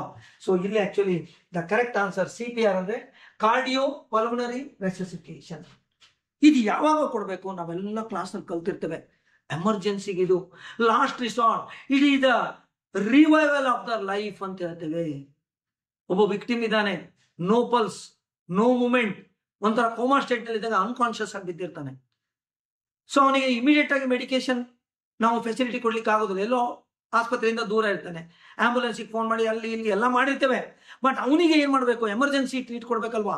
ಸೊ ಈ ತರ ವಿಕ್ಟಿಮ್ಸ್ಗಳಿಗೆ, ಈ ತರ ಒಂದು ಪೇಷಂಟ್ಸ್ಗಳಿಗೆ ಗೋಲ್ಡನ್ ಟೈಮ್ ಅಂತ ಇರುತ್ತೆ. ಗೋಲ್ಡನ್ ಟೈಮ್ ಅಂದ್ರೆ ಏನು ಬಂಗಾರ ತನ್ನ ಮನೆ ಕೊಡೋದಲ್ಲ. ಗೋಲ್ಡನ್ ಟೈಮ್ ಅಂತ ಹೇಳಿದ್ರೆ ಅವರ ಲೈಫ್ ಅನ್ನ ರಿಕವರಿ ಮಾಡ್ಲಿಕ್ಕೆ, ರಿವೈವಲ್ ಆಫ್ ದ ಲೈಫ್ ಅಂದ್ರೆ ಅಪರೆಂಟ್ ಡೆತ್ ನಿಂದ ಅವ್ರನ್ನ ವಾಪಸ್ ತರಲಿಕ್ಕೆ. ನಿಜವಾಗಿ ಸತ್ತಿರೋದಿಲ್ಲ, ಅಪರೆಂಟ್ ಡೆತ್ ಅಂತ ಹೇಳ್ತೇವೆ. ಅದರಿಂದ ವಾಪಸ್ ತರಲಿಕ್ಕೆ ಏನು ನಾವು ಒಂದು ಟೈಮ್ ಪೀರಿಯಡ್ ಅಂತ 1 hour ಇರುತ್ತಾ, ಅದನ್ನು ನಾವು ಗೋಲ್ಡನ್ ಟೈಮ್ ಅಂತ ತಗೊಂತೇವೆ. ಸರಿನಾ? ಆ ಗೋಲ್ಡನ್ ಟೈಮ್ ಒಳಗಡೆ ನಾವು ಏನೆಲ್ಲ ಅವರಿಗೆ ಫಸ್ಟ್ ಏಡ್ ಮಾಡ್ಬೋದು ಅದನ್ನು ಮಾಡಬಹುದು. ಹಾಗಾದ್ರೆ ಈ ತರ no pulse, no movement, no pulse, no movement, ಯಾವುದೇ ರೆಸ್ಪಾನ್ಸ್ ಇಲ್ಲ, ಪಲ್ಸ್ ಕೂಡ ಇಲ್ಲ, ಅವಾಗ ಆರ್ಟಿಫಿಷಿಯಲ್ ಆಗಿ ನಾವು ಅದನ್ನು ಹಾರ್ಟ್ ಬೀಟ್ ಅನ್ನು ಸ್ಟಾರ್ಟ್ ಮಾಡಬಹುದು. ಗೊತ್ತು ನಿಮಗೆ, ನಾವು ಎಕ್ಸ್ಪ್ಲೈನ್ ಮಾಡಿರ್ತೇವೆ. CPR ನಲ್ಲಿ ನೀವು ಫಿಲ್ಮ್ಗಳಲ್ಲೆಲ್ಲ ನೋಡಿರ್ತೀರಾ, ಟಿವಿಯಲ್ಲಿ ನೋಡಿರ್ತೀರಾ, ಎರಡೂ ಕೈಯನ್ನು ಎದೆ ಮೇಲೆ ಇಟ್ಟು ಕಾಂಪ್ರೆಷನ್ ಕೊಡುವಂತಹದ್ದು. 30 ಕಾಂಪ್ರೆಷನ್ಸ್ ಕೊಡಬೇಕು. ಆರ್ಟಿಫಿಷಿಯಲ್ ಆಗಿ ಹಾರ್ಟ್ ಸ್ಟಾರ್ಟ್ ಆಗಬೇಕು ವರ್ಕ್ ಆಗ್ಲಿಕ್ಕೆ, ಆ ರೀತಿ ಮಾಡ್ಲಿಕ್ಕೆ. ಸೊ ನಾವು 30 ಕಾಂಪ್ರೆಷನ್ಸ್, ಅದಾದ್ಮೇಲೆ ಬರ್ಲಿಲ್ವಾ, ಏನು ರೆಸ್ಪಾನ್ಸ್ ಬರ್ಲಿಲ್ವಾ, ಸೊ ರೆಸ್ಕ್ಯೂ ಬ್ರೀತ್ ಅಂತ ಹೇಳ್ತೇವೆ. ಬಾಯಿಗೆ ಬಾಯಿ ಹೆಚ್ಚಿ ನಾವು ಆಕ್ಸಿಜನ್ ಅವ್ರ ದೇಹದೊಳಗಡೆ ಕೊಡಬೇಕು ಫೋರ್ಸೆಬ್ಲಿ. ಅಲ್ಲಿ ಎಲ್ಲಿರುತ್ತೆ, ಆಕ್ಸಿಡೆಂಟ್ ಆದ ಕೇಸ್ನಲ್ಲಿ ನಮಗೇನು ಆಕ್ಸಿಜನ್ ಸಿಲಿಂಡರ್ ಸಿಗುತ್ತೆ, ಏನಿಲ್ಲ. This is the way how you to try to recover the life. Correct ಅದಲ್ವೋ? ಸೊ ರೆಸ್ಕ್ಯೂ ಬ್ರೀತ್ ಅಂತೇವೆ. ಆಗ್ಲಿಲ್ವಾ, ಮತ್ತೆ ಕಂಟಿನ್ಯೂ ಮಾಡಿ ಕಾಂಪ್ರೆಷನ್ಸ್ ಅನ್ನ. ಸೊ 30 ಕಾಂಪ್ರೆಷನ್ಸ್, ಆಮೇಲೆ ಮತ್ತೆ ರೆಸ್ಕ್ಯೂ ಬ್ರೀತ್. ಈ ಸೈಕಲ್ಸ್ ಆಗ್ತಾ ಇರುತ್ತೆ. ಅದಕ್ಕೆ ನಾವೇನಂತೇವೆ, CPR. ಕಾರ್ಡಿಯೋ ಅಂದ್ರೆ ಹಾರ್ಟಿಗೆ ಸಂಬಂಧಪಟ್ಟಿರುವಂತ ಡಿಸಾರ್ಡರ್. ಪಲ್ಮನರಿ ಅಂತ ಹೇಳಿದ್ರೆ ಲಂಗ್ಸ್ಗೆ ಸಂಬಂಧಪಟ್ಟಿರುವಂತ ಡಿಸಾರ್ಡರ್. ಲಂಗ್ಸ್ ಇಂದಾನೆ ಬ್ರೀದ್ ಆಗುವಂತಹದ್ದು, ಹಾರ್ಟ್ ನಮಗೆ ಬ್ಲಡ್ ಅನ್ನೆಲ್ಲ ಪಂಪ್ ಮಾಡುವಂತಹದ್ದು ದೇಹದಲ್ಲಿ.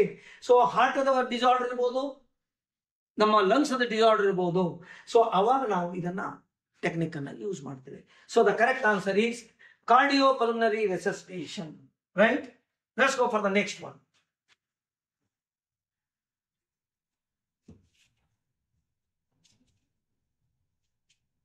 The effective resistance of the circuit below is dash. ಒಂದು ಸರ್ಕ್ಯೂಟ್ ಅನ್ನು ಕೊಟ್ಟಿದ್ದಾರೆ, ಇದರ ಎಫೆಕ್ಟಿವ್ ರೆಸಿಸ್ಟೆನ್ಸ್ ಅನ್ನು ಬರೀಬೇಕು. Fine. 2.5 ohms in series with a parallel combination of 5 ohm 5 ohm. ಹಿಂದಿನ ಪೇಪರ್ ನಾವು ನೋಡಿದ್ದೇವೆ. Parallel combination of equal resistances 5 + 5 parallel combination ಮಾಡಿದಾಗ ಅದರ ಅರ್ಥ ಆಗುತ್ತೆ, ದಟ್ ಈಸ್ 2.5. ಈ 2.5 ಇದೆಯಲ್ಲ ಎಫೆಕ್ಟಿವ್ ರೆಸಿಸ್ಟೆನ್ಸ್ ಸೀರೀಸ್ ನಲ್ಲಿ ಇದೆ. 2.5 + 2.5 that's equal to 5 ohms. You need not go for any kind of calculation here. ನೋಡಿ ಆನ್ಸರ್ 2.5 + 2.5 5 ohms ಬಂದ್ಬಿಡ್ತು. ಸೊ ಹಿಂದಿನ ನಾವು ಇದರಲ್ಲಿ ಎಕ್ಸಾಂಪಲ್ ಹೇಳಿದನ್ನ ಕರೆಕ್ಟ್ ಆಗಿ ನೆನ್ಪಿಟ್ಕೊಂಡ್ಬಿಡಿ. Next, the relationship between the voltage, current and resistance, V, I and R, Ohm's law. So V = IR. ಕರೆಕ್ಟಾ? So this is your Ohm's law. Ohm's law the relation ನಾವು ಕೇಳಿರುವಂತದ್ದು. Direct ನಾವು answer ಮಾಡಬಹುದು.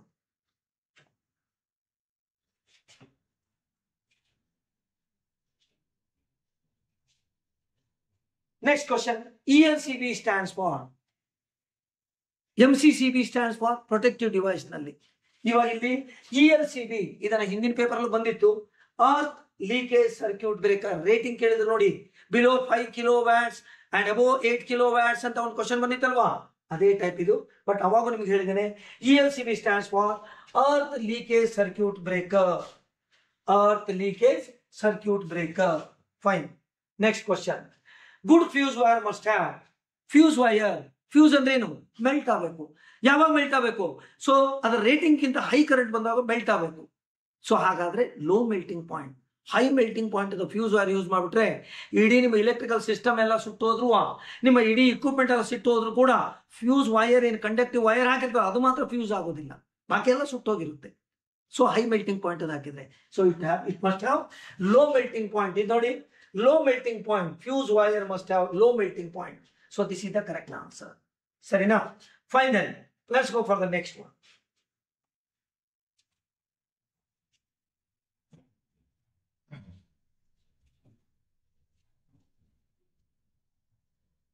A 10 HP submersible pump set is used in the borewell for irrigation purpose. It normally uses the type of motor. Induction motor ಬಗ್ಗೆ ಇದೆ ಇದು. 5 HP 10 HP motors ಎಲ್ಲ ಇರುತ್ತೆ. ಅದನ್ನು ನಾವು ಎಕ್ಸ್ಪ್ಲೇನ್ ಮಾಡುವಾಗ ಹೇಳಿರ್ತೇವೆ ನಿಮಗೆ. 0 to 5 HP ಯೂಸ್ವಲಿ ಸಿಂಗಲ್ ಫೇಸಿಗೆ ಯೂಸ್ ಮಾಡ್ತೇವೆ. ಲೋ ಪವರ್ ಕನ್ಸಂಪ್ಷನ್, ಅದು ಲೋ ಎಲೆಕ್ಟ್ರಿಕಲ್ ಎನರ್ಜಿಯನ್ನು ಯೂಸ್ ಮಾಡಿಕೊಂಡು ನೀರನ್ನು ಪಂಪ್ ಮಾಡುವಂತ ಕೆಲಸ ಮಾಡುತ್ತೆ. ಅದೇ 3 ಫೇಸಿಗೆ ಹೋದ್ರೆ 10 HP ಮೋಟರ್ 3 ಫೇಸ್ ನಲ್ಲಿ ಯೂಸ್ ಮಾಡಬೇಕು. ಹಾಗೆ ಅಂತ 10 HP ಮೋಟರ್ ಇರುವಾಗ ಸಿಂಗಲ್ ಫೇಸ್ ನಲ್ಲಿ ಮಾಡಬಹುದು, ಎಫಿಷಿಯನ್ಸಿ ಡೌನ್ ಆಗುತ್ತೆ. ಎಫಿಷಿಯನ್ಸಿ ಡೌನ್ ಆಗುತ್ತೆ, ನೆನಪಿರಲಿ. So it is not recommended for 10 HP. 3 phase is always recommended, ನೆನಪಿರಲಿ. 3 phase induction motor. So that is the answer. SMF in battery stands for sealed maintenance free. Battery ಹೇಳಿದ್ನಲ್ವಾ, lead acid battery ಬರುತ್ತೆ, ಅದೇ lead acid battery complete seal ಮಾಡಿಬಿಟ್ರೆ SMF ಬರುತ್ತೆ, sealed and maintenance. So this is the long form of SMF, sealed maintenance free battery. Next, the typical use of LVDT is to sense. LVDT ಅಂತ ಹೇಳಿದ್ರೆ ಇದು ಒಂದು sensor, linear variable differential transformer, energy transform ಮಾಡುವಂತದ್ದು linear variable differential transformer ಅಂತ ಹೇಳಿ. ಇದು ಏನನ್ನ sense ಮಾಡುತ್ತೆ? Actually it is a sensor which detects a small moment. ಸಣ್ಣ ಸಣ್ಣ ಮೂಮೆಂಟ್ ಅನ್ನ, ಸಣ್ಣ ಸಣ್ಣ ಡಿಸ್ಪ್ಲೇಸ್ಮೆಂಟ್ ಅನ್ನ ನಾವು ಸೆನ್ಸ್ ಮಾಡಲಿಕ್ಕೆ ಅದನ್ನು ನಾವು ಈ ತರ ಒಂದು ಸೆನ್ಸರ್ನ ಯೂಸ್ ಮಾಡ್ತೇವೆ. ಬಟ್ ಇಲ್ಲಿ ನಮ್ಮ ಆಪ್ಷನ್ಸ್ ಅನ್ನು ನೋಡಿ. ಸೊ ಎಲ್ಲೂ ನಿಮಗೆ ಲೀನಿಯರ್ ಮೂಮೆಂಟ್ ಬಗ್ಗೆ ಕೊಟ್ಟೇ ಇಲ್ಲ. Light intensity, humidity, pressure and temperature. So ಇದನ್ನ ಮೆಜರ್ ಮಾಡಲಿಕ್ಕೆ ಅಥವಾ ಇದನ್ನ ಸೆನ್ಸ್ ಮಾಡಲಿಕ್ಕೆ ನಾವು LVDT ಅನ್ನು ಯೂಸ್ ಮಾಡೋದಿಲ್ಲ. ಅದು ಯೂಸ್ ಮಾಡೋದು only to detect the small movement. Linear motion ನ ಮೆಜರ್ ಮಾಡಲಿಕ್ಕೆ ಲೈಟ್ ಇಂಟೆನ್ಸಿಟಿಗಲ್ಲ, ಹ್ಯೂಮಿಡಿಟಿಗಲ್ಲ, ಪ್ರೆಷರ್ಗಲ್ಲ, ಟೆಂಪರೇಚರ್ ಅಲ್ಲ. ಆದರೂ ನಮಗೆ ಏನು ಮೇನ್ ಪರ್ಪಸ್ ಇದೆ ಅದು ಆಪ್ಷನ್ ಅಲ್ಲಿ ಇಲ್ಲ. ಹಾಗಾದ್ರೆ ಆಲ್ಟರ್ನೇಟಿವ್ ಆಲ್ಟರ್ನೇಟಿವ್ ಯಾವುದಪ್ಪ ಅಂದ್ರೆ pressure is the answer for this. So pressure ಬಿದ್ದವಾಗ ಎ ಲೈಟ್ ಮೂಮೆಂಟ್, ಒಂದು ಸ್ಪಂಜ್ ತಗೊಳ್ಳಿ, ಪ್ರೆಸ್ ಮಾಡಿ, ಪ್ರೆಷರ್ ಬಿತ್ತು, ವಾಲ್ಯೂಮ್ ಕಡಿಮೆ ಆಯಿತು, ಡೈಮೆನ್ಷನ್ ಕಡಿಮೆ ಆಯಿತು. ಒಂದು ರೆಕ್ಟಾಂಗಲ್ ಸ್ಪಾಂಜ್ ಅನ್ನ ನೀವು ಪ್ರೆಸ್ ಮಾಡಿ ಅದರ ಹೈಟ್ ಕಡಿಮೆ ಆಯಿತು, ಲೀನಿಯರ್ ಮೂಮೆಂಟ್ ಅಲ್ವಾ? ಹಾಗಾದ್ರೆ ಇದನ್ನ ಬಿಟ್ರೆ, ಲೀನಿಯರ್ ಮೋಷನ್ ಬಿಟ್ರೆ, ಇದರಲ್ಲಿ ನಾವು ಯೂಸ್ ಮಾಡುವಂಥದ್ದು very rare cases for pressure sensing. ಪ್ರೆಷರ್ನ ಮೆಜರ್ ಮಾಡಿ, ಸೆನ್ಸ್ ಮಾಡಿ ಪ್ರೆಷರ್ ಮೆಜರ್ ಮಾಡಲಿಕ್ಕೆ ನಾವು LVDT ಅನ್ನು ಯೂಸ್ ಮಾಡ್ತೀವಿ. It's not primary. Primary is the linear displacement, small motion ನ ಡಿಟೆಕ್ಟ್ ಮಾಡಲಿಕ್ಕೆ. Fine, then let's go for the next one.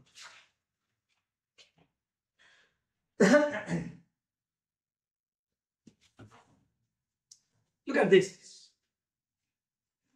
A PN junction diode is a PN junction diode ಗೊತ್ತು, P and N type of semiconductor join together. ಅದನ್ನ ಯಾವುದಕ್ಕೆ ನಾವು use ಮಾಡ್ತೇವೆ? Bidirectional switch, unidirectional switch, bidirectional control switch, unidirectional control switch. PN junction use ಮಾಡೋದು unidirectional current. It's a unidirectional current switch. PN junction conduct ಆಗೋದು only when it is forward bias. What do you mean by forward biasing of a PN junction? Positive terminal to P and negative terminal to N. ಆವಾಗ ಆ PN junction across the junction current flow ಇರುತ್ತೆ. P ದಿಂದ N ಗೆ holes, N ದಿಂದ P ಗೆ electrons. Across the junction there is current flow. ಯಾವಾಗ? Only when it is forward bias current ಬರುತ್ತೆ output. But when it is reverse bias, no current at all. So ಹಾಗಾದ್ರೆ forward bias ಮಾಡಿದಾಗ current flow ಆಗುತ್ತೆ. It is just like switch on status. Right?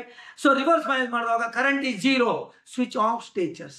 ಹಾಗಾದ್ರೆ on and off switch ತರ work ಆಗುತ್ತೆ ಇಲ್ವೋ? But current ಯಾವಾಗಲೂ ಯುನಿಡೈರೆಕ್ಷನ್, ಒಂದೇ direction ಇರೋದ್ರಿಂದ ಇದನ್ನ ಯುನಿಡೈರೆಕ್ಷನಲ್ ಸ್ವಿಚ್ ಅಂತ ಕರಿತೀವಿ. ಯುನಿಡೈರೆಕ್ಷನಲ್ ಕಂಟ್ರೋಲ್ ಸ್ವಿಚ್ ಅಂತ ಸ್ವಲ್ಪ ಕನ್ಫ್ಯೂಷನ್ ಬರುತ್ತೆ. ಕಂಟ್ರೋಲ್ ಇಲ್ಲ, ಆ ಸ್ವಿಚ್ ಅನ್ನು ಕಂಟ್ರೋಲ್ ಮಾಡ್ಲಿಕ್ಕೆ ಬೇರೆ ಯಾವ್ದಾರ ಒಂದು ಯೂನಿಟ್ ಇದ್ರೆ ಅದಕ್ಕೆ ನಾವು ಕಂಟ್ರೋಲ್ ಸ್ವಿಚ್ ಅಂತ ಕರಿತೇವೆ. But PN junction is purely unidirectional switch. So this is the answer. Is it clear? Let's go for the next.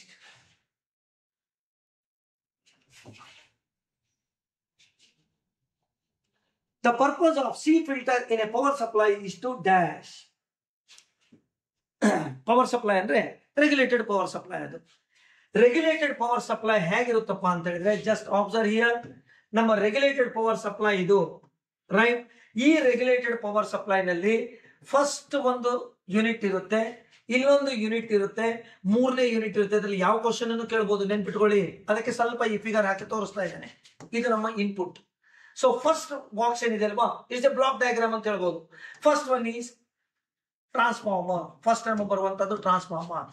Second one is called as the rectifier and the third part is called as filter. So transformer ಗೆ input ಏನಿದೆ ಅಲ್ವಾ, it is high AC. Suppose it is step up transformer. So the charger, mobile charger use ಮಾಡ್ತೇವಲ್ಲ, ಅದು AC ಅನ್ನ DC convert ಮಾಡುವಂತದ್ದು rectification. ಅದರೊಳಗೆ ಈ ಮೂರು ಪಾರ್ಟ್ ಬರುತ್ತೆ. ಫಸ್ಟ್ ಟ್ರಾನ್ಸ್ಫಾರ್ಮರ್ 230 ವೋಲ್ಟ್ AC ಅನ್ನ ಅದೇ ಫ್ರೀಕ್ವೆನ್ಸಿಯಲ್ಲಿ ಸಪೋಸ್ ಒಂದು 10 ವೋಲ್ಟ್ ಅಥವಾ 8 ವೋಲ್ಟ್ ಗೆ ನಾವು ರೆಡ್ಯೂಸ್ ಮಾಡ್ತೇವೆ, ಸ್ಟೆಪ್ ಡೌನ್ ಟ್ರಾನ್ಸ್ಫಾರ್ಮರ್. ಸೊ ಇದರ ಔಟ್ಪುಟ್, ಇದರ ಇನ್ಪುಟ್ 230 ವೋಲ್ಟ್ AC, ಇದರ ಔಟ್ಪುಟ್ ಇಲ್ಲಿದೆ ನೋಡಿ so that is 10 volt AC. ಇದನ್ನು ನಾವು ರೆಕ್ಟಿಫೈರ್ ಕೊಡ್ತೇವೆ. ರೆಕ್ಟಿಫೈರ್ ಇಂದ ನಿಮಗೆ ಹೊರಗೆ ಬರುವಂತಹದ್ದು pulsating DC. It's not a perfect DC. ಇಲ್ಲಿಂದ ನಿಮಗೆ ಹೊರಗೆ ಬರುವಂತಹದ್ದು ಪಲ್ಸೇಟಿಂಗ್ ಅಂದ್ರೆ ಏನು? ಈ ತರ ಇದರ ಔಟ್ಪುಟ್ ಅನ್ನು ಇಲ್ಲಿ ತೋರಿಸ್ತೇನೆ ನೋಡಿ. ಇದಕ್ಕೆ ನಾವು DC ಅಂತೇವೆ. ಇದು perfect constant DC, 10 volt DC ಅಂತ ಹೇಳ್ಬೋದು. ಪಲ್ಸೇಟಿಂಗ್ ಅಂತ ಹೇಳಿದ್ರೆ ಇದೇನಿದೆ ನಿಮಗೆ ವೇವ್ ಫಾರ್ಮ್ ಹೀಗೆ ಬರುತ್ತೆ. ಇದರ ಅರ್ಥ ಇದರಲ್ಲಿ AC component is also there. Pulsating ಅದರಲ್ಲಿ ರಿಪಲ್ಸ್ ಇರುತ್ತೆ. ಅದನ್ನು ನಾವು AC ಕಂಪೋನೆಂಟ್ ಚೇಂಜಸ್ ಆಗ್ತಾ ಇರುತ್ತೆ, ವೇರಿಯೇಷನ್ ಆಗೋದು. ಕಾನ್ಸ್ಟೆಂಟ್ ಇದ್ರೆ DC.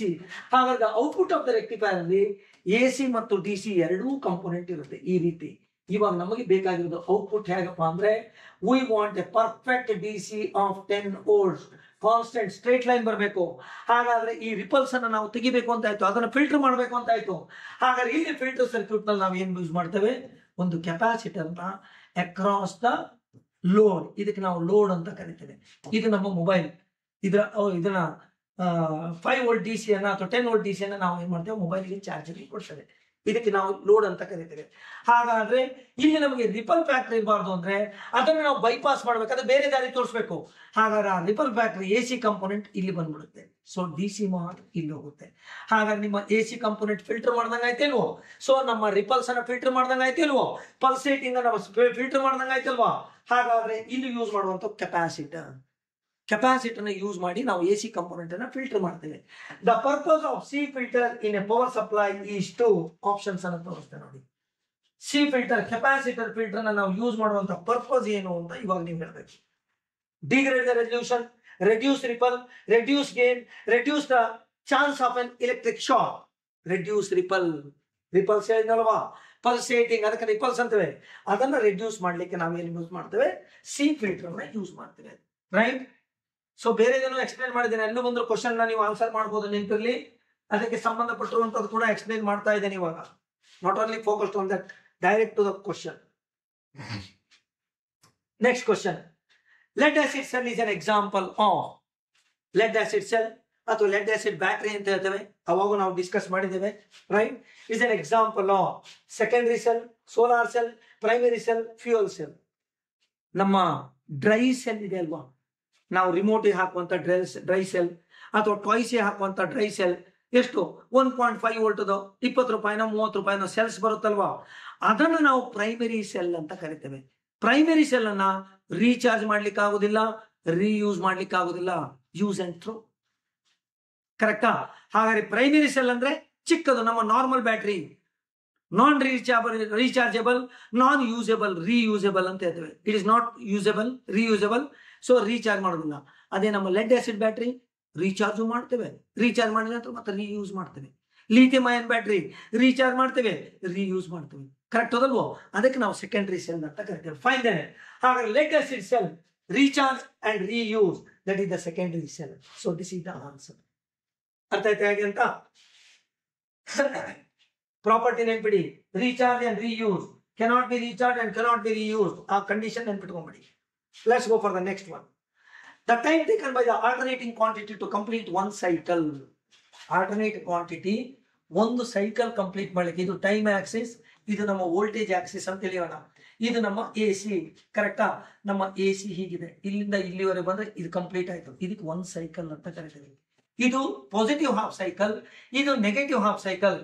One positive half cycle and one negative half cycle ಸೇರಿಸಿದ್ರೆ ಒಂದು ಫುಲ್ ಸೈಕಲ್ ಆಯ್ತು. ಈ ಒಂದು ಫುಲ್ ಸೈಕಲ್ ಆಗ್ಲಿಕ್ಕೆ ಎಷ್ಟು ಟೈಮ್ ತಗೊಂಡು? The time taken to complete one cycle. The time taken to complete one cycle. ಅದಕ್ಕೆ ನಾವೇನಂತೇವೆ? ಅವಾಗ ಒಂದು ಪ್ರಾಬ್ಲಮ್ ನಲ್ಲಿ ತೋರಿಸಿದ್ದೆ ನಿಮಗೆ, ಫ್ರೀಕ್ವೆನ್ಸಿನ ಪೀರಿಯಡ್ ಕನ್ವರ್ಟ್ ಮಾಡುವಂತಹದ್ದು.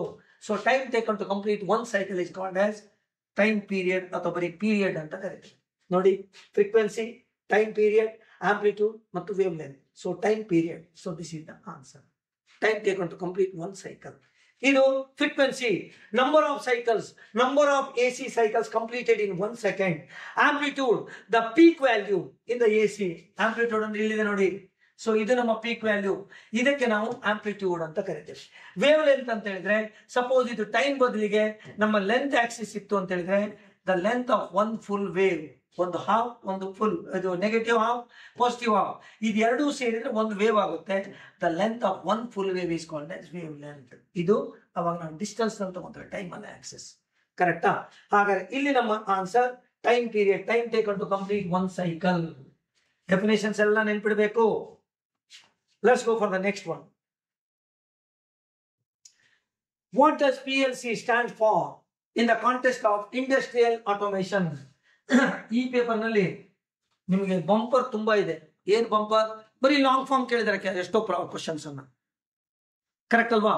RCCB ಅಂದ್ರೇನು, RLCB ಅಂದ್ರೇನು, ಮತ್ತೊಂದು ಎಲ್ಲ ಶಾರ್ಟ್ ಫಾರ್ಮ್ ನ ಇಲಾಬರೇಟ್ ಮಾಡುವಂತಹದ್ದು. ಹಾಗೆ PLC. So what is the long form for PLC? Programmable logic controller. So this is the answer. ಸ್ವಲ್ಪ ವೇರಿ ಮಾಡಿದ್ದಾರೆ. ಪ್ರೋಗ್ರಾಮೇಬಲ್ ಲಾಜಿಕ್ ಸರ್ಕ್ಯೂಟ್ಸ್, ನಿಮ್ಗೆ ಕನ್ಫ್ಯೂಸ್ ಮಾಡ್ಬೇಕಲ್ವಾ? ಪ್ರೊಸೆಸ್, ಇದು ಕಂಟ್ರೋಲರ್ ಉಂಟು, ಲಾಜಿಕ್ ಅಂತೂ ಎಲ್ಲದರಲ್ಲೂ ಇಟ್ಟಿದ್ದಾರೆ, ಇದು ಕಂಟ್ರೋಲರ್ ಇಟ್ಟಿದ್ದಾರೆ, ಇಲ್ಲಿ ಪ್ರೊಸೆಸ್ ಮಾಡಿದ್ರು. ಕರೆಕ್ಟಾ? ಇಲ್ಲಿ ಪ್ರೊಸೆಸರ್ ಇಟ್ಟಿದ್ದಾರೆ, ಇಲ್ಲಿ ಸರ್ಕ್ಯೂಟ್ ಮಾಡಿದ್ರು. So the correct answer programmable logic circuit, PLC. What is PLC? It's A mini computer. What is a mini computer? So mini computer ಏನ್ ಮಾಡುತ್ತೆ ಅಂತ ಹೇಳಿದ್ರೆ, ಸೆನ್ಸರ್ ನಿಂದ ಸಿಗ್ನಲ್ ಅನ್ನು ತಗೊಳುತ್ತೆ, ಅದನ್ನ ಅನಲೈಸ್ ಮಾಡಿ ಪ್ರೊಸೆಸ್ ಮಾಡಿ ಅದನ್ನ ಕಮಾಂಡ್ ಕೊಡುತ್ತೆ. ಯಾರಿಗೆ? ಆಕ್ಚುಯೇಟರ್ಗೆ. ಕರೆಕ್ಟಾ? ಸೊ ಎಲ್ಲಿ ಆಟೋಮೇಷನ್ ಉಂಟೋ ಅಲ್ಲಿ ನಮ್ಮ PLC ಬರುತ್ತೆ. PLC ನಾವು ಏನ್ ಹೇಳಿದ್ನಲ್ಲ ನಿಮಗೆ, ಒಂದು ಮಿನಿ ಕಂಪ್ಯೂಟರ್ ಅಂತ, ಅದನ್ನ ನಾವು ಇಂಡಸ್ಟ್ರೀಸ್ ನಲ್ಲಿ ಯೂಸ್ ಮಾಡುವಂತಹದ್ದು. ಅದೇ ನಮ್ಮ ನಾರ್ಮಲ್ ಇದ್ರೆ ಮಾಡುವಂತಹದ್ದು, ಅದಕ್ಕೆ ಇನ್ನೊಂದು ಹೆಸರು ಮೈಕ್ರೋ ಕಂಟ್ರೋಲರ್ ಮತ್ತು ಮೈಕ್ರೋ ಪ್ರೊಸೆಸರ್. ಕರೆಕ್ಟಾ? ಮೈಕ್ರೋ ಕಂಟ್ರೋಲರ್ ಅಥವಾ ಮೈಕ್ರೋ ಪ್ರೊಸೆಸರ್ ಅಂತವೆ. ಅದು ಸಿಗ್ನಲ್ ನ ತಗೊಂಡು ಸೆನ್ಸರ್ ನಿಂದ ಏನ್ ಅದಕ್ಕೆ ರಿಯಾಕ್ಷನ್ ಕೊಡಬೇಕು ಅಂತ ಆಕ್ಚುಯೇಟರ್ ಹೇಳುತ್ತೆ. ಆಕ್ಚುಯೇಟರ್ ಆ ಕೆಲಸ ಮಾಡುತ್ತೆ.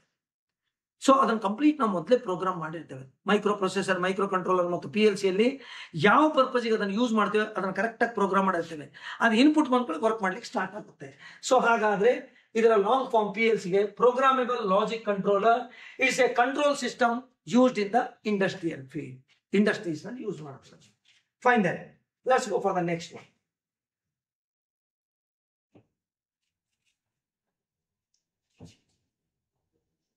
Maximum value attained by the alternating quantity either in the positive half or the negative half cycle is called dash.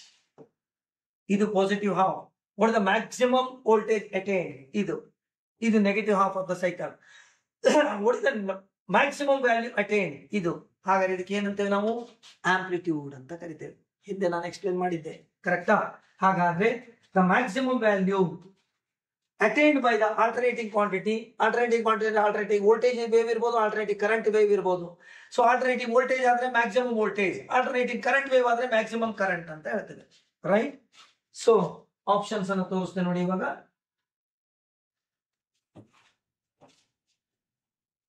Amplitude. So this is the correct answer. Idu hindi nidra madiddu.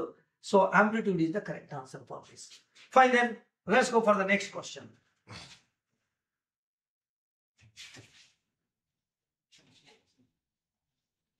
Which of the following statement is correct? Statement and nodi. Nalku statement and correct nodi. So idರಲ್ಲಿ correct ಇರುವಂತಹದ್ದು in parallel circuit. ನೋಡಿ, parallel circuit ಇದಿರ್ಬೋದು, resistance ಒಂದೇ. So parallel circuit ನಲ್ಲಿ the voltage across each resistor, ಇಲ್ಲಿ ನೋಡಿ ಇದು ಎರಡು parallel connection ಇದೆ. ಇದನ್ನ ನಾವು ಒಂದು ಪವರ್ ಸಪ್ಲೈಗೆ ಕನೆಕ್ಟ್ ಮಾಡಿದ್ವಿ. ಇದಕ್ಕೆ ನಾವು ಪ್ಯಾರಲಲ್ ಕಾಂಬಿನೇಷನ್ ಅಂತೀವಿ. ಈ parallel combination this is R1 and R2. Parallel combination ಅಲ್ಲಿ ಈ ರೆಸಿಸ್ಟೆನ್ಸ್ ಕೂಡ ಪಾಸಿಟಿವ್ ನೆಗೆಟಿವ್ ಬ್ಯಾಟರಿ ನಡುವೆ, ಈ ರೆಸಿಸ್ಟೆನ್ಸ್ ಕೂಡ ಪಾಸಿಟಿವ್ ನೆಗೆಟಿವ್ ಬ್ಯಾಟರಿ ನಡುವೆ ಎಲ್ಲ ಇದಕ್ಕೆ ಪ್ಯಾರಲಲ್ ಆಗಿ ಕನೆಕ್ಟ್ ಮಾಡೋದ್ರಿಂದ ಈಗ ನಿಮಗೆ 10 ವೋಲ್ಟ್ ಇದ್ರೆ voltage across R2 is also 10 volts, voltage across R1 is also 10 volts. ಅಂದ್ರೆ ಪ್ಯಾರಲಲ್ ಕಾಂಬಿನೇಷನ್ ಅಲ್ಲಿ ವೋಲ್ಟೇಜ್ ರಿಮೇನ್ ಸೇಮ್. ಏನ್ ಚೇಂಜ್ ಆಗುತ್ತೆ? Current changes. ಇಲ್ಲಿಂದ ಬಂದಿರುವಂತ ಮೇನ್ ಕರೆಂಟ್, ಸ್ವಲ್ಪ amount of current flows through R1, R2 and some amount of current flows through R1. ಅಂದ್ರೆ current divide ಆಗುತ್ತೆ parallel combination ಅಲ್ಲಿ, but voltage remains same. In parallel circuit, the voltage across each resistor is same. So B is the correct answer. ಅರ್ಥ ಆಯ್ತಾ? ಇಲ್ಲಿ ನಾವು circuit ಅನ್ನ analyse ಮಾಡಿರ್ತೇವೆ. Electrical fundamentals ಅಂತ ಒಂದು ಚಾಪ್ಟರ್ ನಲ್ಲಿ ನಾವು ಇದನ್ನೆಲ್ಲ ಕಲ್ತಿದ್ದೇವೆ ಸರ್ಕ್ಯೂಟ್ ಬಗ್ಗೆ. ಸಿರೀಸ್ ಕಾಂಬಿನೇಷನ್ ಅಲ್ಲಿ current remain same, voltage gets divided. ಅದೇ ಪ್ಯಾರಲಲ್ ಕಾಂಬಿನೇಷನ್ ಅಲ್ಲಿ voltage remain same, current gets divided. ಇದನ್ನು ಕರೆಕ್ಟ್ ಆಗಿ ನೆನಪಿಟ್ಕೊಳ್ಳಿ ಪಾಯಿಂಟ್ ಅನ್ನು. Fine then, let's go for the next.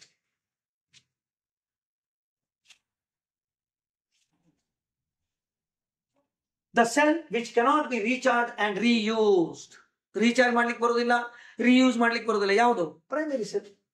ಎರಡು ಕ್ವಶನ್ ಕೊಟ್ಟಿದ್ದಾರೆ ಅದರ ಮೇಲೆ, ಅದು ಯಾಕೆ ಕೊಟ್ಟರೋ ಗೊತ್ತಿಲ್ಲ.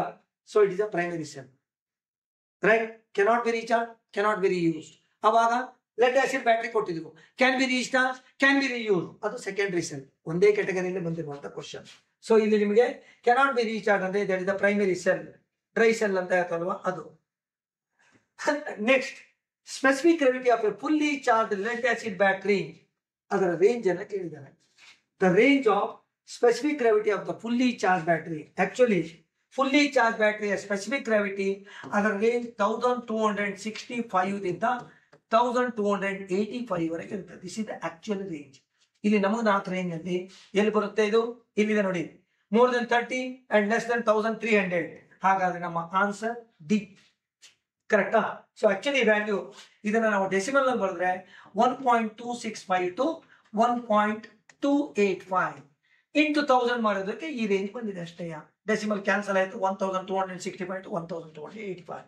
So that lies in this range. So this is the specific gravity range of lead acid battery. ಯಾಕಂದ್ರೆ ಅದ್ರ ಒಳಗಡೆ ನಾವು ಏನು ಇಲೆಕ್ಟ್ರೋಲೈಟ್ ಹಾಕಿರ್ತೇವೋ, ಸೊ ಲೆಡ್ ಆಸಿಡ್ ಬ್ಯಾಟ್ರಿಯಲ್ಲಿ ಯಾವ್ದು ಇಲೆಕ್ಟ್ರೋಲೈಟ್? Sulphuric acid, H2SO4. ಅದರ ಗ್ರಾವಿಟಿ ಇಂಪಾರ್ಟೆಂಟ್, ಯಾಕಂದ್ರೆ ಅದು ಚಾರ್ಜ್ ಸ್ಟೋರ್ ಮಾಡ್ಲಿಕ್ಕೆ ಹೆಲ್ಪ್ ಮಾಡುವಂಥದ್ದು ಅದೇ, ಅದು ಕರೆಕ್ಟ್ ಆಗಿ ಇರಬೇಕು gravity. So this is the range. So D is the answer for this. Let's go for the next one.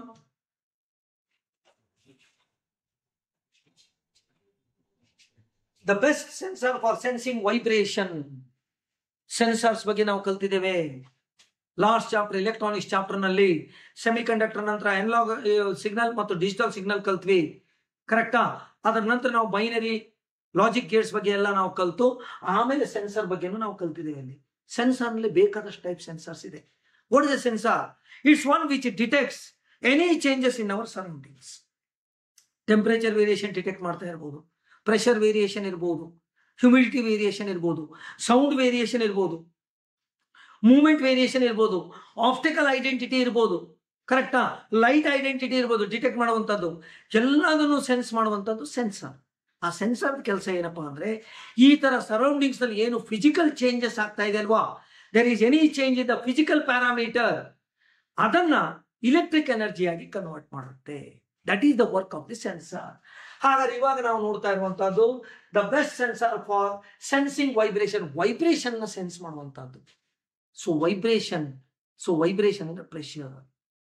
Vibration ಆದಾಗ ಪ್ರೆಷರ್ ಡೆವಲಪ್ ಆಗುತ್ತೆ. ಸೊ ಪ್ರೆಷರ್ ಡೆವಲಪ್ ಆದಾಗ ಅಲ್ಲಿ ವರ್ಕ್ ಮಾಡುವಂತ ಸೆನ್ಸರ್ ಪಿಜೋ ಎಲೆಕ್ಟ್ರಿಕ್ ಕ್ರಿಸ್ಟಲ್. ಬನ್ನಿ ಇವಾಗ ಆಪ್ಷನ್ಸ್ ಅನ್ನು ನೋಡೋಣ. ಥರ್ಮಿಸ್ಟಾರ್ ಟೆಂಪರೇಚರ್ ಸೆನ್ಸರ್, ಥರ್ಮೋಕಪಲ್ ಇದು ಟೆಂಪರೇಚರ್ ಸೆನ್ಸ್ ಮಾಡೋದು, ಹೈಗ್ರೋಮೀಟರ್ ಹ್ಯೂಮಿಡಿಟಿಯನ್ನು ಸೆನ್ಸ್ ಮಾಡುವಂತದ್ದು, ಪಿಜೋ ಎಲೆಕ್ಟ್ರಿಕ್ ಕ್ರಿಸ್ಟಲ್ ಇದೆ ಅಲ್ವಾ ಅದು ಪ್ರೆಷರ್, ಅದರಿಂದ ನಿಮ್ಮ ಸ್ಮಾಲ್ ಮೂಮೆಂಟ್ ಅನ್ನು ಇದು ಮಾಡುವಂತಹದ್ದು, ಐಡೆಂಟಿಫೈ ಮಾಡುವಂತಹದ್ದು. ಸೊ ಇದು ನಮ್ಮ ವೈಬ್ರೇಷನ್ ಸೆನ್ಸ್ ಮಾಡುವಂತಹದ್ದು piezo electric crystal. So this is the correct answer. ಇಲ್ಲಿ ಅರ್ಥ ಆಯ್ತಾ? ಇದು ಹ್ಯೂಮಿಡಿಟಿ, ಇದೆರಡು ಟೆಂಪರೇಚರ್ ನ ಸೆನ್ಸ್ ಮಾಡುವಂತಹದ್ದು. Fine then let's go for the next one. During charging of batteries ಯಾವ ರಿಯಾಕ್ಷನ್ ಆಗುತ್ತೆ ಅಂತ ನೋಡಿ. ಬ್ಯಾಟ್ರಿ ಚಾರ್ಜ್ ಮಾಡುವಾಗ ನಮ್ಮ ಹತ್ರ ಒಂದು LCD ಬ್ಯಾಟ್ರಿ ಇದೆ, ಫುಲ್ ಡ್ರೈನ್ ಔಟ್ ಆಗಿದೆ, ಕರೆಕ್ಟಾ? ಸೊ ಅದನ್ನ ನಾವು ಇನ್ವರ್ಟರ್ ಯೂಸ್ ಮಾಡಿದ್ವಿ, ರಾತ್ರಿ ಕರೆಂಟ್ ಹೋಯ್ತು, ಅದರಲ್ಲಿರುವಂತ ಎನರ್ಜಿ ಎಲ್ಲ ಯೂಸ್ ಆಯ್ತು.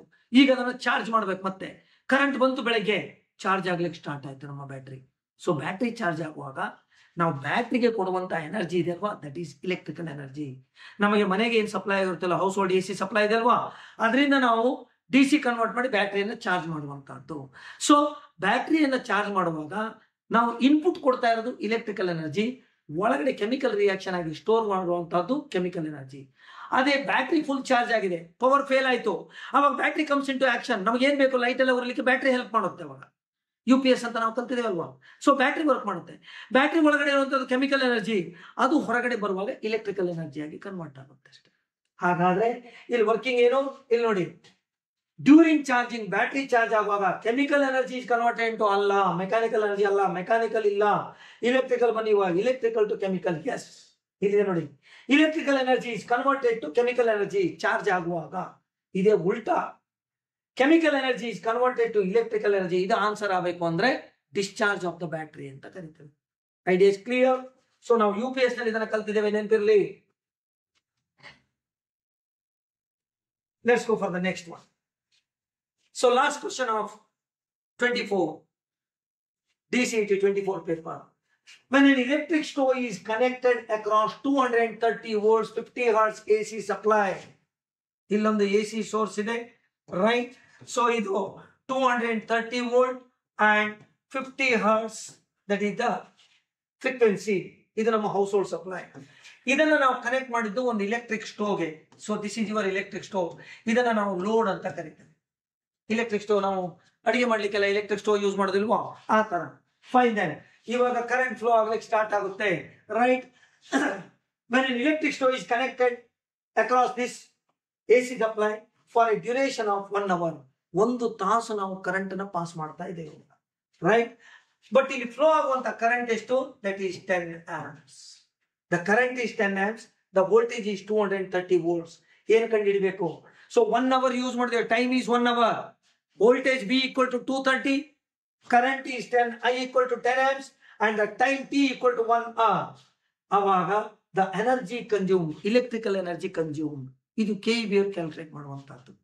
ನಾವು ಮನೆಗೆ ಕರೆಂಟ್ ಬಿಲ್ ಬರುತ್ತಲ್ವಾ, ಸೊ ನಾವು ಇಡೀ ಒಂದು ತಿಂಗಳಿಗೆ ಎಷ್ಟು ಎಲೆಕ್ಟ್ರಿಕಲ್ ಎನರ್ಜಿಯನ್ನ ಕನ್ಸ್ಯೂಮ್ ಮಾಡಿದವೋ ಅದ್ರ ಪ್ರಕಾರ ನಿಮಗೆ ಇಷ್ಟು ಯೂನಿಟ್ಸ್ ನೀವು ಕನ್ಸ್ಯೂಮ್ ಮಾಡಿದೀರಾ, ಇಷ್ಟು ನಿಮ್ಮ ಕರೆಂಟ್ ಬಿಲ್ ಅಂತ ಹೇಳಿ ನಮ್ಮ KPTC ನಮ್ಗೆ ಕರೆಂಟ್ ಬಿಲ್ ಕೊಡ್ತಾರೆ.